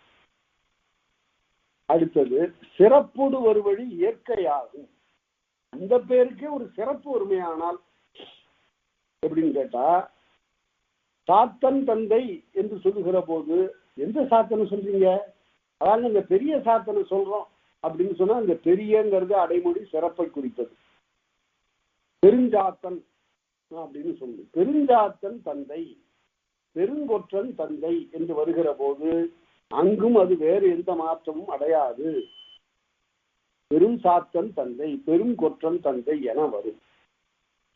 அடுத்தது அப்பெயர் மெய்யொழித்து அன்கடு வழியும் நிற்றல் முறித்து அம்மன் சாரி, அது மாதிரி ஒரு புணர்ச்சியில என்ற சாரியையும் வருவது உண்டு. எப்படி? சாத்தன் கொற்றன் என்று வருகிற போது சாத்தன் கொற்றன், சாத்து கொற்றன், சாத்தம் கொற்றன். சாத்து என்பது வணிக குழுவுக்கும் பெயர். சாத்தோடு போன்று தனித்துயர் உழந்தேன் என்பது சிலப்பதிகாரம். வசந்த மாலை என்ற அந்த பெண் பேசுவா, இப்படி உன்னை தேடிட்டு தான் கோவலா, உன்னை தேடிக்கொண்டுதான் வந்தேன். இந்த மதுரைக்கு வர்ற வழியில உன்னை பார்ப்பதற்கு முன்னால நான் எப்படி சரியாக வந்தேன் என்று நீ கேட்கலாம். வணிகர் குழுவோடு சேர்ந்து நான் இங்கு வந்து சேர்ந்தேன் என்று அவ பொய் சொல்லுகிறார். அது வசந்த மாலை இல்லை, வசந்த மாலை வடிகளை வந்த ஒரு காட்டு தெய்வம். அது மாதிரி சாத்தங்கொற்றன் கொற்றங்கொற்றன் என்று அம்சாரியை பெறும் என்பது ஒரு இலக்கணம். அடுத்தது மின்னும் பன்னும் கண்ணும் காட்டினார்ல, அதே மாதிரி 3 சொற்கள் தான் பேன் கோன். தானும் பேனும் கோனும் என்னும் ஆமுறை இயற்பெயர் திரிவிடல் இலவே.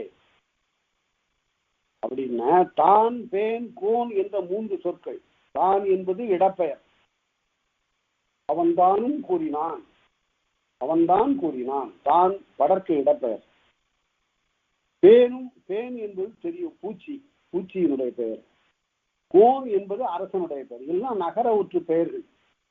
இவையும் ஆமுறை இயற்பெயர் திரிவிடல் இலவே. இவை திரிவு பெறா மாட்டா அப்படின்னு சொல்லுகிற இடத்துல மேற்கூறிய திரிவு அல்லாமல் வேறு திரிவு பெறாதுன்னு பொருள். இங்க திரிவிடல் இலவேன்னா மேலே சொன்ன திரிவை பெறுவே தவிர புதிதாக வேறு திரிவுகள் இதற்கு வருதல் இல்லை என்பது இலக்கணம்.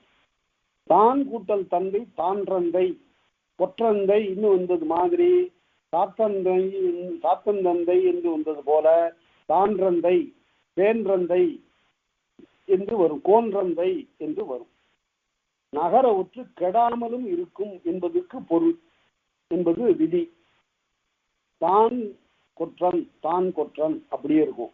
தான் தந்தை தான் தந்தை என்றும் வரும், தான் தந்தை என்றும் வரும். சரி, தான் யான் எனும் பெயர் உருவியல் நிலையும். இந்த உருவியல் நிலையும் என்று சொல்லக்கூடிய இடத்துல தான் நாம என்ன தெரிந்து கொள்ள வேண்டும் என்றால், வேலை உருவியல் என்ற பகுதியில சொன்னப்பட்ட அதே விதியை பெறும் என்பது இலக்கம். இந்த தான் யான் என்னும் பெயர் உருவியல் என்ன சொல்லியிருக்கிறாரு? அது வேற்றுமை உருவேற்கிற நிலையில் அது குறுகும், முதல் குறுகும். தான்ங்கிறது தன்னுன்னு ஆகும், யான்கிறது என்னுன்னு ஆகும். அது குறுகும். உருவு உணர்ச்சியில் கூறியவாறு தன் கை என் கை என்று வரும். சரி, அடுத்தது வேற்றுமை அல்வழி குறுகலும் சிறிதலும் தோற்றம் இல்லை என்பனார் புலவர். தான் தன் கை என்று குறுகும் சொன்னா தனது கை அது வேற்றுமை தொகை. என்ன வேற்றுமை? 6ஆம் வேற்றுமை தொகை. தன் கை தனது கை, என் கை எனது கை என்று வரும். தன் கை தனது கை என் கை எனது கை 6ஆம் வேற்றுமை தொகை. 6ஆம் வேற்றுமைக்கு இருக்கக்கூடிய அந்த உருவுகளை பற்றி இங்கு ஒரு விளக்கம் சொல்லுகிறேன், நீங்கள் நினைவில் வைத்துக் கொள்ள வேண்டும். உருவுகள்ல ஐ ஒரு உருவு, ஆள் உருவு, ஐயால், கூ ஒரு உருவு, இன்னு உருவு, அது உருவு, கண் உருவு பார்த்தோம். 2ஆம் வேற்றுமை தொடங்கி 7ஆம் வேற்றுமை முடிய உருவுகள் இருக்கின்றன. இந்த உருவுகளை 2ஆ பிரிக்கணும். ஒன்று சொல்லுருவு, இன்னொன்று எழுத்துருவு. ஐ என்பது எழுத்துருவு, கூ என்பது எழுத்துருவு, அது என்பது சொல்லுருவு. அதுங்கிறது ஒரு சொல்லு, அது ஒரு சொல்லுது. என்னுடையது என்பது அதுன்னு குறிக்கிச்சு. அதனாலதான் உடையங்கிறது ஒரு சொல்லுருவு. முழு சொல்லாகவும் இருக்கும், தேய்ந்து போன சொல்லாகவும் இருக்கும். பால்லுவல் பற்றி சொல்லுகிற போது சொல்லுகிறார், கூ இன் போன்ற உருவுகள் எல்லாம் ஒரு முழு சொல்லாக இருந்து தேய்ந்து போய் இந்த நிலைக்கு வந்துவிட்டன என்று காட்டுவார். சரி, அடுத்தது வேற்றுமை அல்வழி குறுகலும் சிறிதலும் தோற்றம் இல்லை. வேற்றுமை அல்லாத இடத்துன்னா அல்வழியில நான் முன்பே சொல்லியிருக்கிறேன், வேற்றுமை அல்வழி 2க்கும் உள்ள வேறுபாட்டை தெரிந்து வைத்துக் கொள்ள வேண்டும். என் கை என்பது வேற்றுமை தொகை.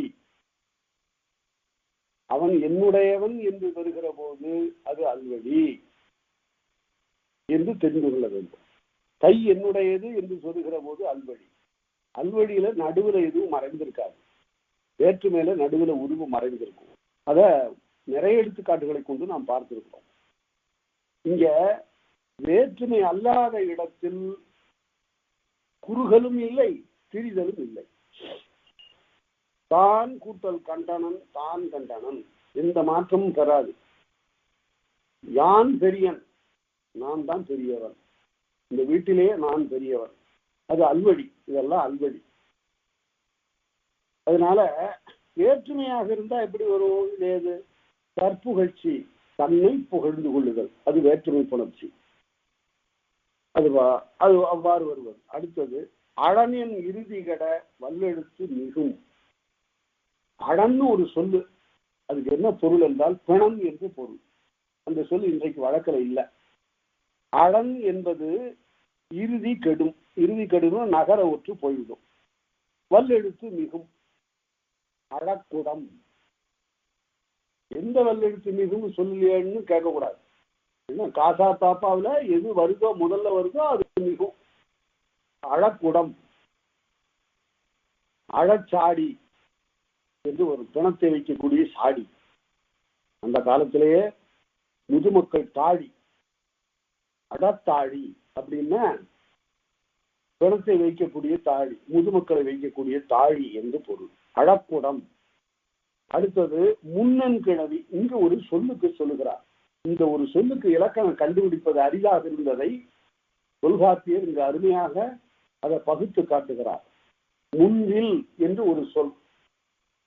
முன்றில் என்றால் வீட்டுக்கு முன்றில் என்றால் முன்பகுதி என்று பொருள். அதை இப்போது வாயில்னு சொல்லுகிறோம். வீட்டின் வாயில், முன்பகுதி, முன்றில். அந்த முன்றில்ங்கிற சொல் எப்படி வந்ததுன்னா இல் கூட்டல் முன் என்று இடம் மாறி தொக்கதுன்னு எழுதுவாங்க. இல் முன், வீட்டினது முன்பகுதி. இல் முன், முன்னன் கிளவி முன்னர் தோன்றும் இல்லன் கிளவி மிசை ரகரம் ஒற்றல் தொல்லியல் மருங்கின் மரிய மரபே.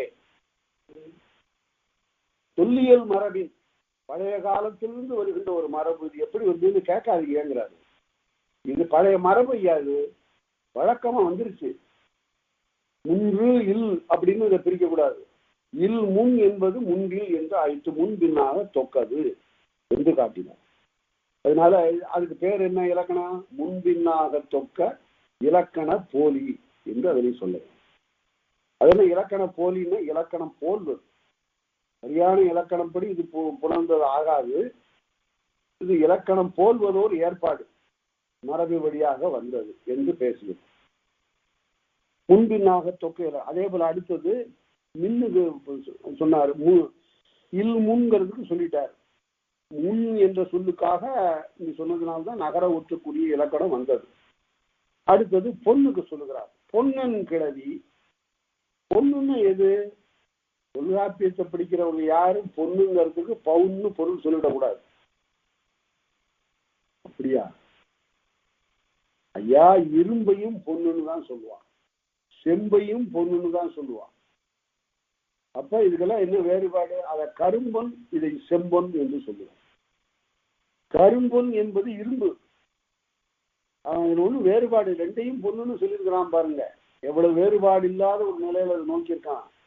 இரண்டுமே நமக்கு இன்றியமையாத பொருள்கள். ஒன்று மிகுதியாக பயன்படுகின்ற இரும்பு, ஒன்று அணியாக பயன்படுகின்ற பொன். இந்த இரண்டுக்குமே பொன் என்ற பெயர் எழுந்திருக்கிறது. இந்த பொன்னன் கிழவி ஈடுகட முறையின் முன்னர் தோன்றும் லகார மகாரம். பொன் கூட்டல் கலம்னா பொன்கலம் என்று எழுதலாம், பொற்கலம் என்று எழுதலாம். ஆனா முன்னர் தோன்றும் லகார மகா பொலங்கலம் என்று வரும். பொலங்கலம் என்று வரும். பொலங்காசு, பொன் கூட்டல் காசு பொலங்காசு. இது லகார மகாரம் வரும்னு சொல்லியிருக்கிறார். அதனால பொலங்காசு. பொலந்தார், புலம்படை, புலம்படை களிமா. புறநானூற்றுல 116, 359 பாடல்கள்ல வரும். புலங்கலம், பொன்னாளாகிய களத்தில் மதுவை தேக்கி உண்ணுகின்ற ஒரு நிலை. 361, 367, 392 புறநானூற்று பாக்கள்ல வரும். அவ்வாறு இந்த புணர்ச்சி ஒரு சற்று வேறுபட்டது. பொன் கூட்டல் களம் பொற்குடம், பொன் கூட்டல் குடம் பொற்குடம் அப்படின்னு வர வேண்டியது இருக்க புலங்கலம் என்றும் வரும் என்பதற்காக இந்த இலக்கணம் சொல்லப்பட்டது.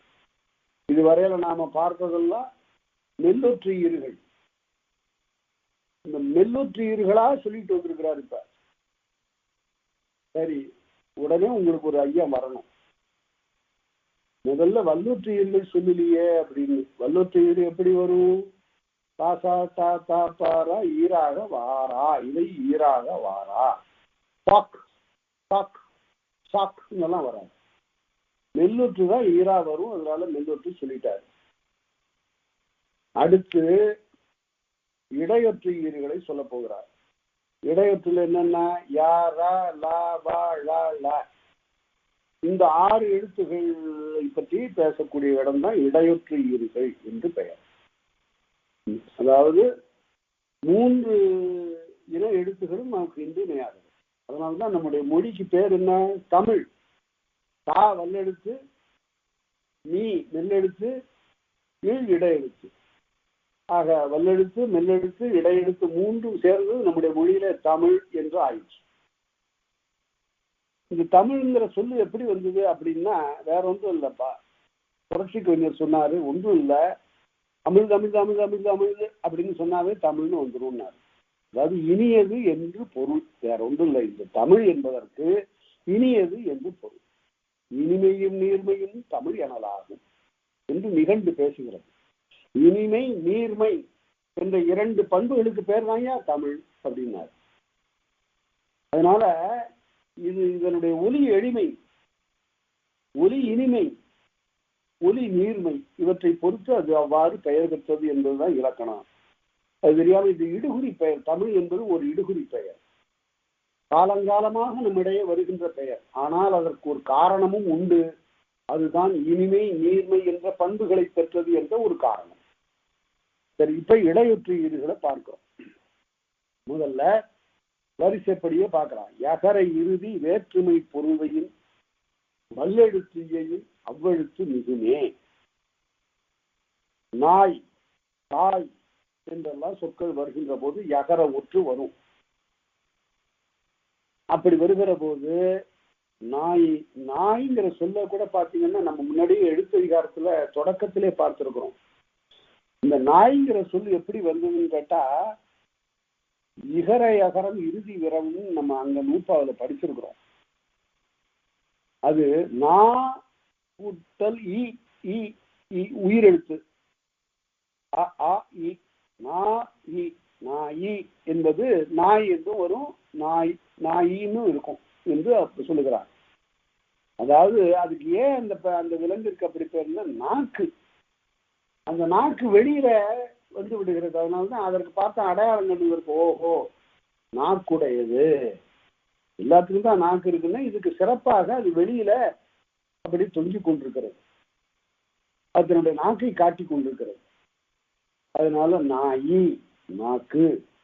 நாய் கூட்டல் கால் என்று வருகிற போது வல்லெழுத்தையின் அவ்வெழுத்து மிகுமே, வல்லெழுத்து வந்துவிடும். நாய்க்கால் அப்படின்னு சொன்ன உடனே நீங்க 3 எடுத்துக்காட்டுகள் அடுத்தபடி சொல்லணும். நாய்க்கால், நாய் தலை, நாய் செவி, நாய்ப்புறம், தாசா தாப்பா, அந்த 4 எடுத்துக்காட்டுகள் வந்துவிட வேண்டும். அதனால நாய்க்கால், நாய் தலை, நாய் செவி, நாய்ப்புறம். புறம்னா முதுகு, புறம்னா முதுகு, புறம்னாவே முதுகு. புறமுதுகுன்னா என்ன பொருள் என்றாலுங்க அது ஒரு பொருள் பன்மொழி.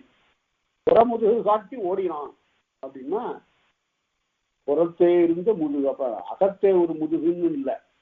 புறமுதுகு என்பது ஒரு பொருள் பன்மொழி. நேற்று வகுப்புல, மாலை வகுப்புல தொல்காப்பியம் நடத்தும் போது ஒருத்தர் கேட்டாரு, மாயோன்மேய காடுரை உலகம்னு இருக்குது, மேயன்னா என்ன பொருளுங்க, உரையாசிரியர் எங்கேயும் எழுதலையேன்னாரு. எழுதாத அவர்களுடைய குறை இல்லை, அது எல்லாருக்கும் தெரிந்த சொல்றதுனால அவங்க எழுதல. மேயன்ன பொருந்தியன்னு பொருள்னு உரை எழுதியிருக்கிறாங்க.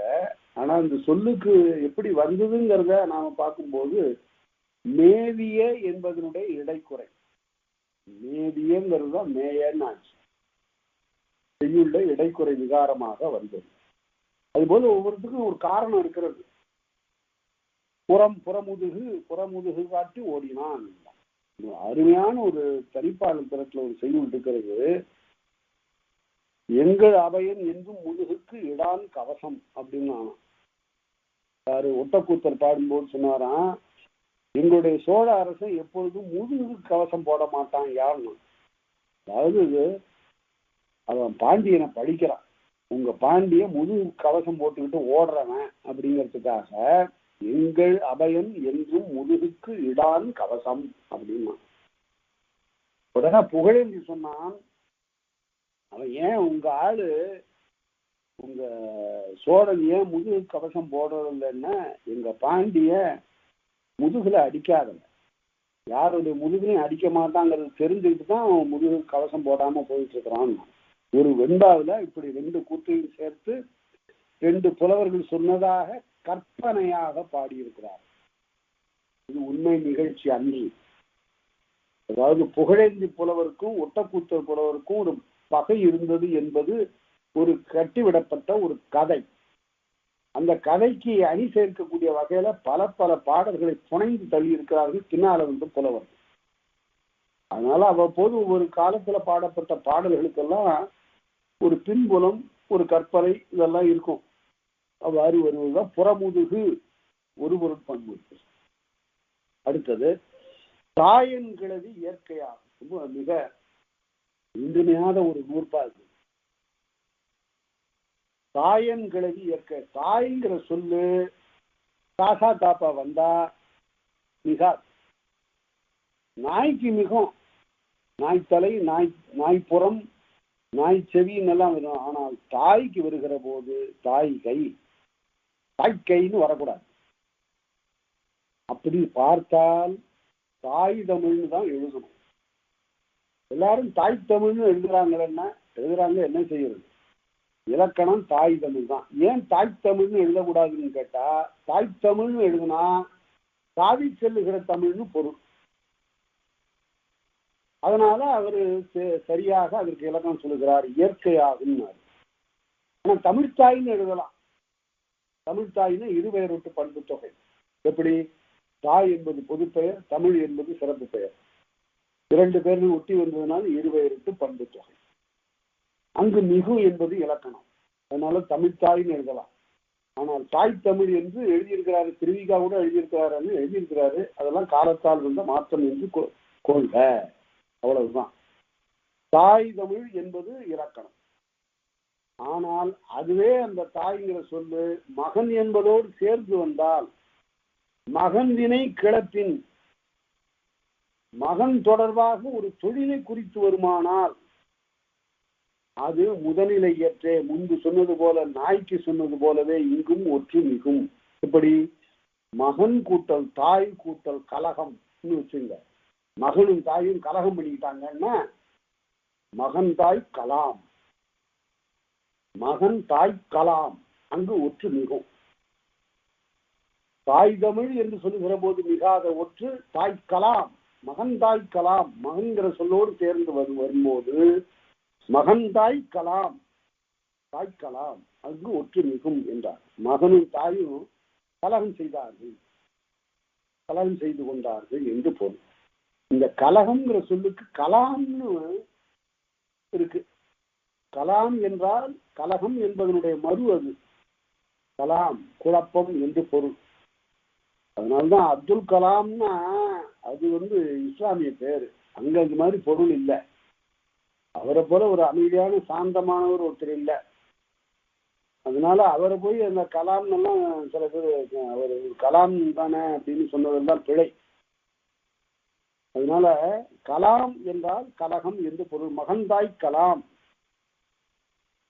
சரி, அடுத்தது மெல்லெழுத்து உரளும் முடியுமாறு உளவே.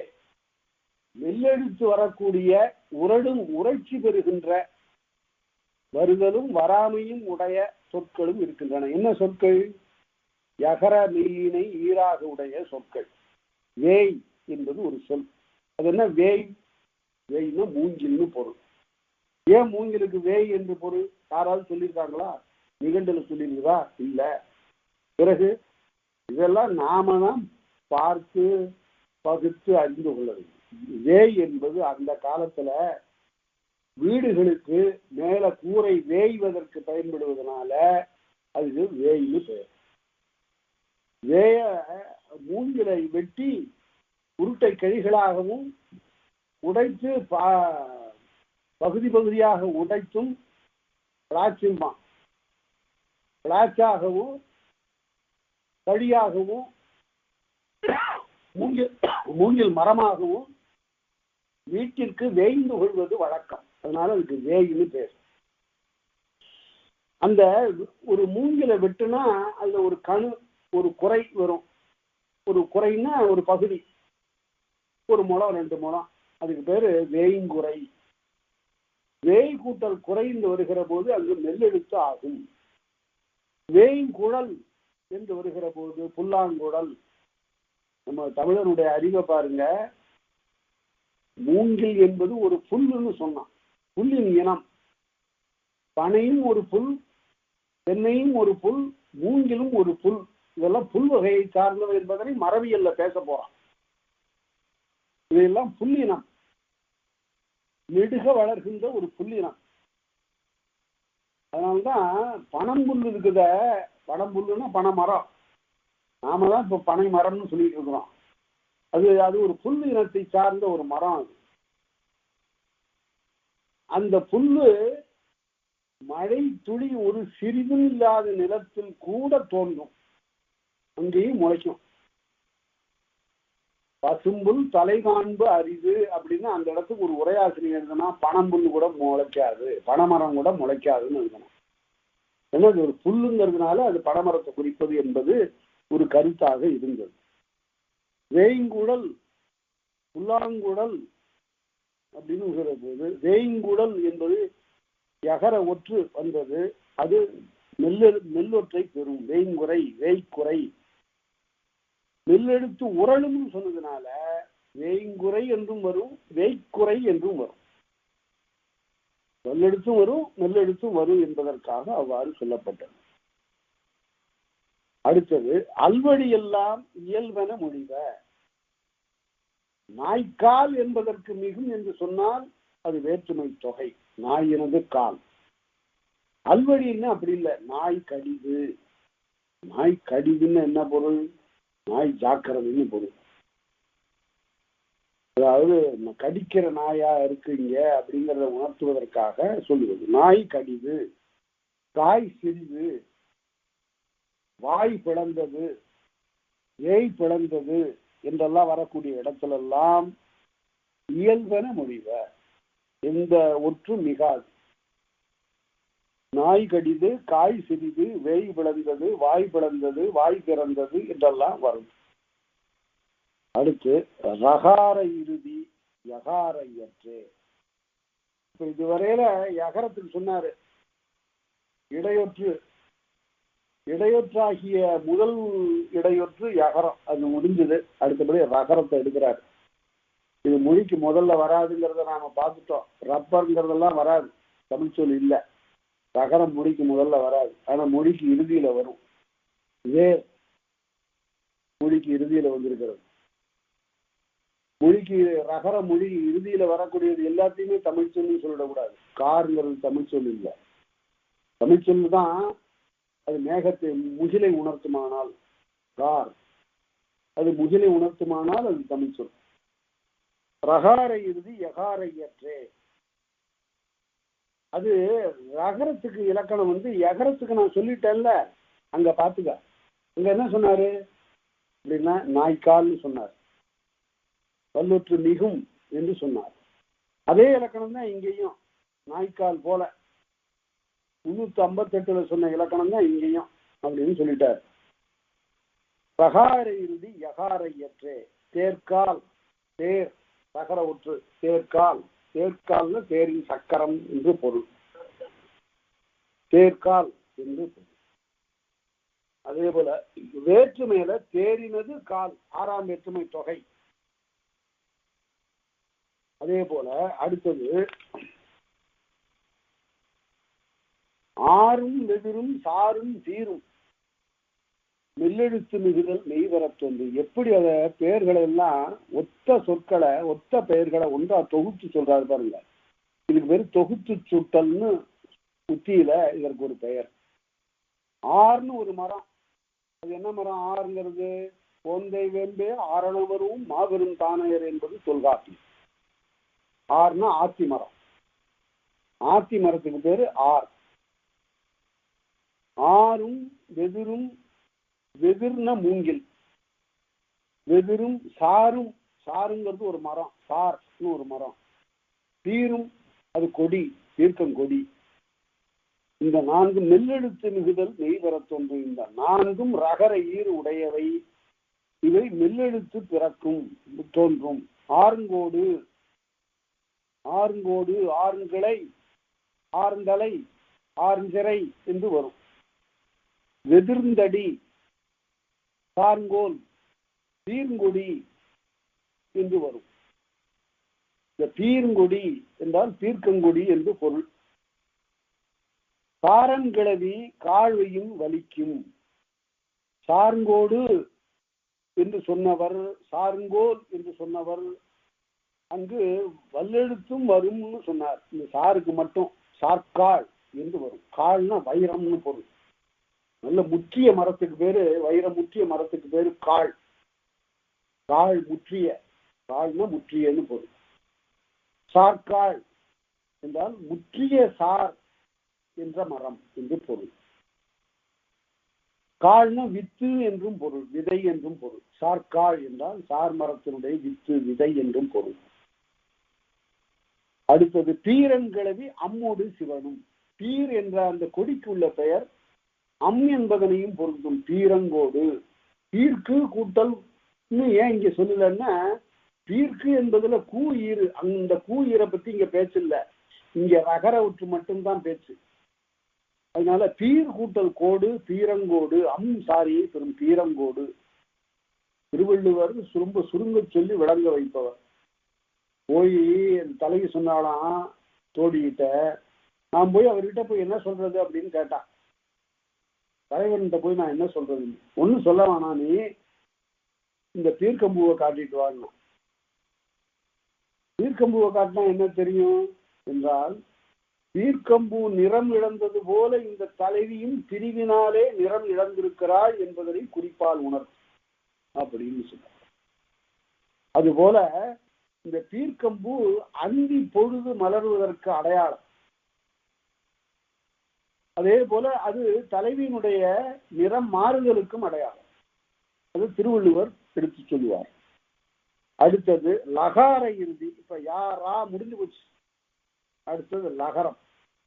லகார இறுதி நகார இயற்றே. லகரம் நகாரம் போல வரும் அப்படின்னு அது முந்தைய சொல்லியிருக்கிறாரு. நகாரம் எப்படி வருங்கிறத நெல்லெழுத்துக்களை பற்றி சொல்லுகின்ற போது சொல்லியிருக்கிறார். அங்கு சொல்லுகிற போது நாம் என்ன பார்த்தோம், பொற்குடம் அப்படின்னு பார்த்தோம். பொன் கூட்டல் குடம் பொற்குடம். அதுபோல இங்கே நகார இறுதி வல்லெழுத்தையும் ரகாரமாகும் வேற்றுமை பொற்கு 333 சொல்லியிருக்காரு. அதே போல பொன்குடம் பொற்குடம் என்று வருவது போல கல், கல் கூட்டல் குறை எப்படி வரும், கற்குறை, கற்குறை, கற்கட்டிடம் என்று வரும். கற்கட்டு, இந்த கற்கட்டுங்கிற சொல்லு இருக்க அருமையான ஒரு தொகை சொல்லு. கல்லாலாகிய கட்டுன்னு பொருள். கற்கட்டு மோதிரம்னு சொல்றா ஒரு நாட்டுப்புறத்துல ஒரு பெண். இக்கட்டும் புகழும் சேதுபதி ராஜேந்திரன் கற்கட்டு மோதிரத்தை கண்ட ஆசைப்பட்டாயோ அப்படின்னு தன்னுடைய குழந்தைய தாலாட்டு பாடுகிற போது, அப்பா அந்த ராஜா கையில போட்டுக்கிற மோதிரத்தை பார்த்துட்டு நீ ஆசைப்பட்டுட்டியா, அழுவுறீங்க அப்படின்னு பாடினாலாம். உடனே சேதுபதி ராஜேந்திரன் உடனே அந்த வைர மோதிரத்தை கழிச்சு அந்த குழந்தைக்கு பரிசா கொடுத்துட்டான். இல்லை இப்படி ஒரு பாட்டு பாடிட்டாள, இப்படி ஒரு எதிரியை போட்டுட்டாள, இக்கட்டுங்கிறதுக்கு கற்கட்டுன்னு போட்டாள. எந்த யாப்பிலக்கணத்தை யார்கிட்ட படிச்சா இவ, வழி வழியாக வந்து இந்த இலக்கணம் அல்லவா என்று வியந்து போய் அந்த ஒரு பாட்டை திக்கட்டும் புகழும் சேதுபதி ராஜேந்திரன் கற்கட்டு மோதிரத்தை கண்டாசைப்பட்டாயோ என்று அந்த பாட்டை கேட்டவாறு வைர மோதிரத்தை கொடுத்ததாக ஒரு வரலாறு உண்டு. லகார இறுதி கற்குறை அவ்வாறு கற்குறை என்று வரும். ரகாரமாகும் வேற்றுமை பொருளுக்கு வேற்றுமை பொருள் தான் வரும். கல்லினது குறை கற்குறை, கற்கட்டிடம் கல்லினது கட்டினம், கல்லை கொண்டு சமைத்த கட்டிடம் என்றெல்லாம் வரும். மெல்லெழுத்து எயின் நகாரமாகும். அந்த கல் கூட்டல் மெல்லெழுத்து வந்துட்டா, கல் கூட்டல் நெறி என்றால் நெரிக்கப்பட்ட, மிக நெருக்கமாக வைத்து அடுக்கப்பட்ட கல் நெறி என்று வந்தால் கண் நெறி என்று ஆகும். கண் நெறி ரன்னகரம் போட்டு அப்புறம் நெறி என்று எழுத வேண்டும். அதே போல கண் நெறி அல்வடியிலையும் கண் எரித்தது என்று வரும். அல்வடியெல்லாம் உரளன முடிவ, கல் குறிது கற்குறிது. அல்வடியில ரெண்டும் இப்படியும் வரலாம் அப்படியும் வரலாம், இயல்பாகவும் இருக்கும், திரியவும் செய்யும். கல் குறிது கற்குறிது, கல் குறிது கற்குறிது என்று வரும். கற்குருமை குணம் பற்றி வந்த வேற்றுமை. அடுத்தது தகரம் வரும் வழி கல் தீது என்று வந்தால், தகரம் வரும் வழி ஆயுதம் நிலையிலும் புகரின்றி என்பனார் புலமை ஒரே. புகர்னா குற்றம், ஒரு குற்றம் இல்லை என்று பொருள் என்று புலவர்கள் சொல்லுவார்கள். தகரம் வருவழி ஆயுதம் நிலையிலும் புகரின்றி என்பனார் புலமை ஒரே. கல் தீது ககிரீது இதெல்லாம் பழைய புணர்ச்சி, இப்பெல்லாம் அதெல்லாம் இல்லை. கல் நல்லா இல்லை, கல் தீது அப்படின்னு தான் இப்ப சொல்லுவார்கள். இப்போ அதெல்லாம் பழைய புணர்ச்சிகளை ககிரீது, வேலீது, வேற்றீது என்று நெடியதன் இறுதி அவ்வாறு மாறும் என்று சொல்லுவார்கள். அதற்கு இலக்கணம் பின்னால சொல்லப்படும். அடுத்த இதுல நெடியதன் இறுதி இயல்பு மாறுளவே, வேல் கடிது வேர்க்கடிது என்று வரும். அதுல இயல்பு மாறுளவே மாறாம இருக்கிறது உண்டு. எப்படி? பால் கடிது, பால் கடிதுதான், பாற்கடிது இல்லை. அப்படியும் வரும் இப்படியும் வருங்கிறதுக்கு வேர்க்கடிதுங்கிறத காட்டிட்டு பால் கடிதுங்கிறத இயல்புக்கு காட்டுறாரு. பால் குடித்தான் என்று அல்வழியில் வருகிற போது பாற்குடித்தான் சொல்றதில்லை, பால் குடித்தான் தான். வேல்கடிது வேர்க்கடிது என்று ரெண்டு ஆகும் வரும், வேர்க்கடிது வேல்கடிது. ஆனா பால் குடித்தான்ங்கிறது பார்க்குடித்தான்னு வராது. அவ்வாறு சில விதிவிலக்குகளை மரபை ஒட்டி நாம் அறிந்து கொள்ள வேண்டும் என்பதற்குத்தான் இந்த இலக்கணம் சொல்லப்பட்டது. மரபுல எப்படி சொல்றாங்களோ அப்படி சொல்லுது. எப்படி முந்தையோர் செப்பினர் அப்படி செப்புதல் மரபுனர். பெரும்பாலும் நம்முடைய இலக்கணம் எல்லாம் நூல் வழியாக வருவது ஒன்று, மக்களுடைய பேச்சு வழக்கு வழியாக வருவது ஒன்று, இரண்டையும் எடுத்துக்கொள்ள வேண்டும். அப்படி எடுத்துக்கொண்டதுதான் இந்த பால் குடித்தான்ங்கிறதெல்லாம். பார்க்குடித்தான் வராது என்பதுதான் இலக்கணம். ஏனென்றால் மரபு அப்படி வழங்கவில்லை. அடுத்தது நெல்லும் செல்லும் கொல்லும் சொல்லும், நாலு சொல்ல எடுக்கிறார் பாருங்க. நெல்லும் செல்லும் கொல்லும் சொல்லும் அல்லது களத்தினும் வேற்றுமை எல. இவையெல்லாம் லகார இறுதி உடையது. இதெல்லாம் எப்படி என்ன ஆகுங்கிறத லகார இறுதி நகாரையற்றே. இதையெல்லாம் நகர ஈறு எப்படி வரும் என்று சொல்லுமோ அது போல ரகர ஒற்றாக மாறும். நகர ஒற்றுக்கு சொன்னது போலவே அங்க பொற்குடம் சொன்னார்ல, பொன்குடம் பொற்குடம், அது போல இங்க நெற்கடிது செற்கடிது சொற்கடிது கொற்கடிதுன்னு வரணும். அது என்ன, இந்த சொல்லுக்கெல்லாம் என்ன பொருள்? நெல்லுங்கிறதுக்கு பொருள் தெரியும், நெல். செல்லுங்கிறதுக்கு முகில் என்று பொருள். செல்லினங்கள் முடவு கொட்ட மயிலினங்களார்க்கும் திருக்குற்றால ஆரிய நாடே அப்படின்னு குற்றால குறவஞ்சில செல்லினங்கள்னா முகிலினங்கள். செல்லினங்கள் முழவு கொட்ட, செல்லுன்னா மேகம். ஏன் அதுக்கு செல்லுன்னு பேர்னா அது செல்லுகின்ற இயல்புடையது. அப்படின்னு வானத்தை பார்க்கிற போது மேகம், அதாவது முகில்கள் வேகமாக போய்கொண்டிருக்கின்றன. ஒரு தலைவன் தேர்ல ஏறி போகிறான், போகும்போது ஒரு அருமையான பாட்டு, மிக அருமையான ஒரு பாட்டு. 2 அடிக்குள்ள இப்படி ஒரு பொருள் தெரிவா பாருங்க. தேர்ல போய் கொண்டிருக்கிறானா தன்னுடைய மனைவியை பார்ப்பவர். 6-7 மாதம் ஆச்சு. இங்க அரசனுடைய ஏவலாலே ஒரு போர்க்களத்திற்கு போரின் இணை முடித்தன்ன இனியோன்னு சொல்லுவான். என்னுடைய செயலை நான் திட்டமிட்டவாறு முடித்தது எப்படி இருக்குன்னு கேட்டா என்னுடைய மனைவியை போல இருக்கிறது. இணை முடித்தன்ன இனியோன், இப்ப மனைவியை பார்ப்பதற்காக தேர்ல விரைந்து போகிறான். பாகனை பார்த்து சொல்லுகிறான், கடவுமதி பாக வேகமா ஓட்டியா அப்படின்னு. அப்படி தேரை வேகமா ஓட்டுகிற போது அந்த தேர் அவ்வளவு பறக்குது, நலன் ஓட்டின தேர் மாதிரி. இருந்தும் இந்த தலைவனுக்கு ஒரு குறை மனசுக்குள்ளார, இன்னும் இந்த தேர் வேகமா போகலையேன்னு நினைக்கிறான். என்ன இவனுடைய மனம் வேகமா போயிட்டு இருக்கு, தேர் வேகமா போகல. அப்பதான் அந்த பாட்டு, ஓடுகின்ற ஓடுகின்ற மேகங்கால் ஓடுகின்ற மேகங்கால். அப்புறம்தான் அதற்கு பிறகு வருவதுதான் ரொம்ப பெரிய இலக்கியம். ஓடுகின்ற மேகங்கால் ஓடாத தேரில் ஒரு கூடு வருகிறது என்று கூறும்போடுனா, தேர் ஓடலையா மேகம் ஓடுதான். மேகம் அங்கேயேதான், அந்த முகில்கள் அங்கேயேதான் நிற்கின்றன. ஆனா தேர் தான் ஓடிட்டு இருக்கு. இவனுக்கு எப்படி தெரியுதுன்னா, தேர் ஓடல, மேல இருக்கிற மேகங்கள் ஓடுது. சரி, அப்படி இருந்தாலும் சரியா, மேகங்களே நீங்களாவது வேகமா தான் போயிட்டீங்க, நீங்க போய் என் மனைவிட்ட சொல்லுங்க, நான் வந்துட்டு இருக்கிறேன்னு சொல்லுங்க அப்படின்னா. அது ஒரு அருமையான பாட்டு. அது ஓடுகின்ற மேகங்கால் ஓடாத தேரில் ஒரு கூடு வருகிறது என்று, அதுதான் ரொம்ப அருமை. தேர்ல ஒரு கூடு வருதான், எறும்பு கூடு. உள்ளார உயிரே இல்லை, உயிர் முன்னாடியே போயிட்டுது அவட்ட, உங்ககிட்ட வந்து சேர்ந்துருக்குவேங்கிறான். அதனால ஓடுகின்ற தேரில் ஓடுகின்ற மேகங்கால் ஓடாத தேரில் ஒரு கூடு வருகின்ற கூறுங்கோ. அதைத்தான் இந்த பாட்டை படித்ததனுடைய விளைவுதான் கண்ணதாசன் திரைப்படத்துக்கு பாட்டு எழுதுகிறது. ஓடும் மேகங்களே ஒரு சொல் கேளீரோன்னு எழுதினார். முன்ன இலக்கியங்களை படித்த அந்த நிறைவு அப்படி பல சமயங்கள் அது பொங்கி வடிந்து வெவ்வேறு வகையான வடிவத்துல வரும். அதுக்கு ஒரு எடுத்துக்காட்டு. அதனால செல் என்றால் செல்லுகின்ற தொழில் பற்றி முகில் அந்த பெயரை பெற்றது. கொல் என்பது கொல்லு தொழில், இரும்பை அடிக்கின்ற தொழில்.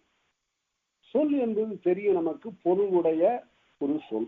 சொல்லும் அல்லது கிளப்பினும் வேற்றுமையல, லகார இறுதி நகாரையற்றே. அதனால அப்படி வருவது நெற்கடிது, செற்கடிது, பொற்கடிது, சொற்கடிது என்று வரும். இல்லன் கிளவி இன்மை செப்பின். என்ன நுட்பம் பாருங்க இங்க. இல்லுன்னு சொன்னா வீடுன்னு ஒரு பொருள் உண்டு. வீடு, இல், மனைவி என்று ஆகு பெயராக மனைவியையும் உணர்த்தும். அந்த பொருள்ல நான் இங்க சொல்லல. இல்லன் கிளவி இன்மை செப்பின், இல்லை என்ற பொருளை தரக்கூடிய நிலையில வந்தால், இல் என்பது லகர ஒற்று, லகர ஈறு அப்படி வந்தால், வல்லெழுத்து மிகுதலும் ஐயடை வருதலும் இயற்கை ஆதலும் 3 மாற்றங்கள் பெறும். இல் கூட்டல் கல் என்று வந்தால் வல்லெழுத்து மிகுதலும் இல்லை கல் இக்கு வரும். இல்லன் கிளவி இல் என்ற சொல் வருகிற போது இல்லை கல், சரி, வல்லெழுத்து மிகுதலும் ஐயடை வருதலும், இல்லை கல்ங்கிறதுல ஐ இடையில வந்தது, பல்லொற்று நிற்கது. இயற்கை ஆகலும் இல்லைகள் இக்கு வராமலும் எழுதுறது உண்டு. இல்லைக்கல் என்பதில் 2 மாற்றம். ஒன்று ஐ நடுவில் வந்தது, இக்கு மிகுந்தது. அடுத்தது இயல்பாக வருகிற போது இல்லைகள் என்று வரும். குலத்தகு மரபின் ஆகிடன் உடைத்தே என்றார். சரி, அடுத்தது வல்லன் கிளவி தொழிற்பெயர் இயற்கை. வல் அப்படின்னா சூதுக்கருவின்னு பொருள். சொக்கட்டான் தாய் ஆடுகிற போது, தாயம் ஆடுகிற போது பகடை உருட்டுகிற பகடைக்கு பேரு வல். வல் என்ற கிளவி தொழிற்பெயர் இயற்றே, மேலே சொன்ன தொழிற்பெயர் போலவே வரும். இந்த தொழிற்பெயர் போலவே, லகர தொழிற்பெயர் போலவே. லகார இறுதி நகார இயற்றே, அல்வழி எல்லாம் உரளன முனிவன் அங்க சொல்லியிருக்காரு. அந்த நூற்பா இங்கு வரும். எப்படின்னு கேட்டா, வல் கூட்டல் கடிது, வல்லுக்கடிது, உறிஞ்சு கடிது போல. உறிஞ்சுங்கிற தொழிற்பெயர் எப்படி முடிஞ்சதோ, உறிஞ்சு என்ற தொழிற்பெயர் உகரம் பெற்று முடிந்தது போலவே இங்கேயும் வல்லுக்கடிது, வல்லுக்கடுமை என்று அல்வழியிலும் வேற்றுமையிலும் இரண்டிலும் உகரம் பெற்று வல்லொற்று மிகும் என்றார். வல்லுக்கடிது வல்லுக்கடுமை என்று பார்த்தோம். அடுத்தது நாயும் பலகையும் வரும் காலை ஆவையும் உகரம் கெடுதலும் உரித்தே என்றால், நாய் என்பது இங்க நாயை குறித்ததல்ல. பலகை என்பது உக்கட்டாம் பலகை. சதுரங்கம் விளையாடுறவங்க எப்பொழுதும் ஒரு அட்டையை எடுத்துட்டு போவாங்க கையில். அது போல சொக்கட்டான் ஆடுகின்ற தாயம் ஆடுகின்றவர்களுக்கும் ஒரு வைகுண்டம், கைலாசம் இதெல்லாம் காட்டக்கூடிய, பாம்பு இதெல்லாம் காட்டக்கூடிய ஒரு படம் இருக்கும். அதுக்கு பேர் பலகை. அதுல கோடு போட்டு வச்சிருப்பாங்க. மேலே ஏறி ஏறி போகணும். சில சமயத்தில் கீழே இறக்கி விடும். தாயம் உருட்டுகிற போது 5 வந்தா 5 கட்டம் மேலே ஏறி போவாங்க. அதற்கு பிறகு பார்த்தா 1 வந்தா 1 கட்டம் மேலே ஏறி போவாங்க. அப்புறம் கீழே இறங்குறதும் உண்டு. அது போல நாய் என்பது காயை குறிக்கும். சதுரங்க காய்க்கு பெயர் நாய். நாயும் பலகையும் வரும் காலை. நாயும் அதாவது சதுரங்க காயும் சதுரங்க பலகையும், இந்த இரண்டும் வருகிற போது ஆவையும் உகரமும் கெடுதலும் உரித்தே. வல்லுப்பலகை வல்லு நாய் என்று வரக்கூடிய இடத்துல உகரம் கெடும் அப்படின்னா வல்ல நாய் வல்லப்பலகைன்னு ஆகும். உகரம் கெடுவழி அகரம் நிலை. உகரம் கெட்டு போகும், அகரம் நிற்கும் அப்படின்னா வல்ல நாய் வல்லப்பலகை என்று வர வேண்டும். அடுத்தது பூல் வேல் என்றா ஆலன் கிளவியோடு ஆமு பெயர்க்கும் அம்மிடை வருது.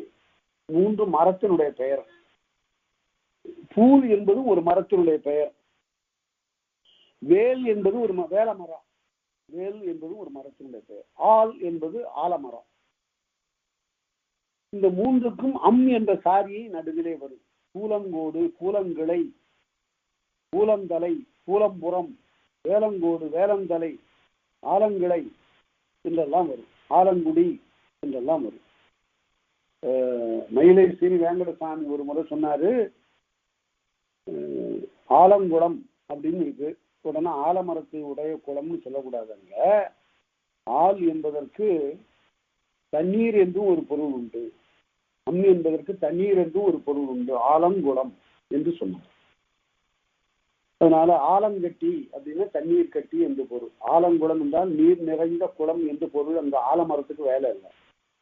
அதுபோல பூல் வேல் ஆல் என்ற 3 சொற்களும் அம்மிடை வருமே, அம் என்ற சாரியை பொருந்தும் என்று காட்டினார். அடுத்தது இந்த ஆலமரம் இருக்கு பாருங்க, இது இப்போது இருக்கிறது. வேல மரமும் இருக்கிறது. இந்த பூல் மரம் இல்லை. பூலமரம் என்பது இல்லை. பூலங்கோடு அப்படின்னு. ஆனா இந்த பூலம்பாடின்னு ஒரு ஊர் இருக்கு. அங்கு உள்ளவரை கேட்டா உங்க ஊர்ல நிறைய இந்த பூல மரம் இருக்குதாங்க. இருந்துன்னு சொல்லுவாங்க. இப்ப இல்லைன்னு. அது ஒரு மரம் இருந்தது, பூலங்கோடு. அதே போல ஆலமரம். ஆலமரம் எங்கும் உண்டு. இப்பதான் ஒருத்தர் செய்தித்தாள் எழுதியிருக்கிறாரு போன மாதம். நாடெங்கிலும் ஆலமரங்கள் அழிந்து கொண்டிருக்கின்றன, காடுகளும் அழிந்து கொண்டிருக்கின்றன, பேரால மரம் என்பது அழிந்து கொண்டிருக்கிறது என்று. புராணங்கள்ல ஆலமரத்தின் கீழே இருந்துதான் சிவபெருமான் எல்லாருக்கும் மறையை அருளினான் என்பது ஒரு வரலாறு.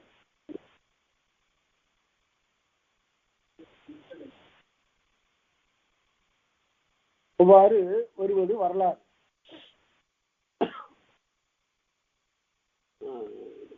அடுத்த தொழிற்பெயர் எல்லாம் தொழிற்பெயர்களை தொழிற்பெயர்ல வருகிற போது தொழிற்பெயர் போல வரும். ஏற்கனவே முன்பு மற்ற ஈறுகளுக்கு சொல்லப்பட்ட தொழிற்பெயர் போல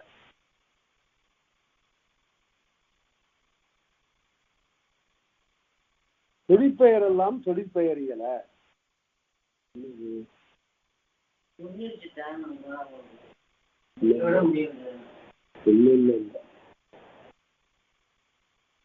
தொழிற்பெயர் எல்லாம் தொழிற்பெயர்களை. தொழிற்பெயர்கள் தொழிற்பெயர் போல. கல்லுதல் தோண்டுதல் என்பது தொழிற்பெயர். கல்லுக்கடிது அந்த உகரம் பெறும். உறிஞ்சுக்கடிது என்பது போல கல்லுக்கடுமை, கல்லுக்கடிது, புல்லுக்கடிது என்று வர வேண்டும். புல்லுதல், தழுவுதல் என்ற பெயர்ல என்ற தொழிற்பெயர் வரும். வெயிலன் கிளவி மழையியல் நிலையும். வெயில் என்ற சொல் மழை என்ற சொல்லை போல அத்துச்சாரியை பெறும். வெயிலத்து கொண்டான், வெயிலில் சென்றான், இன் என்ற உருவை பெறும். ரெண்டு வகையா வரும். வெயிலத்து கொண்டான், வெயிலில் சென்றான். அடுத்தது சுட்டு முதலாகிய வகர இறுதி முற்பட கிளந்த உருவியல் நிலையும்.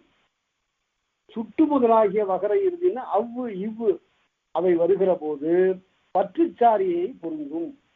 அவற்றுக்கோடு, அவற்றின் கோடு என்று இன்சாரியையும் பொருந்தும். அடுத்து வேற்றுமை அல்வழி ஆயுதமாகும். வேற்றுமை அல்லாத இடத்தில், அதாவது அல்வழியில அது ஆயுதமாதலும் உண்டு. அவ் கூட்டல் கடிய அக்கடிய என்று வரும். இவ்வாறு பல சொற்களுக்கு தனித்தனியாக புணர்ச்சி கூறக்கூடிய இலக்கணத்தை இந்த இயல்ல நாம பார்த்தோம். அடுத்த வகுப்புல தொடர்ந்து இந்த புள்ளி மயங்கியல்ல இருக்கக்கூடிய செய்திகளை நாம் காணலாம். ஏதாவது ஐயங்கள் இருந்தால் அதற்கு பிறகு தெரிவியுங்கள். இதுகாரம் கேட்ட அனைவருக்கும் என்னுடைய நன்றியை தெரிவித்துக் கொள்கிறேன். நன்றி, வணக்கம்.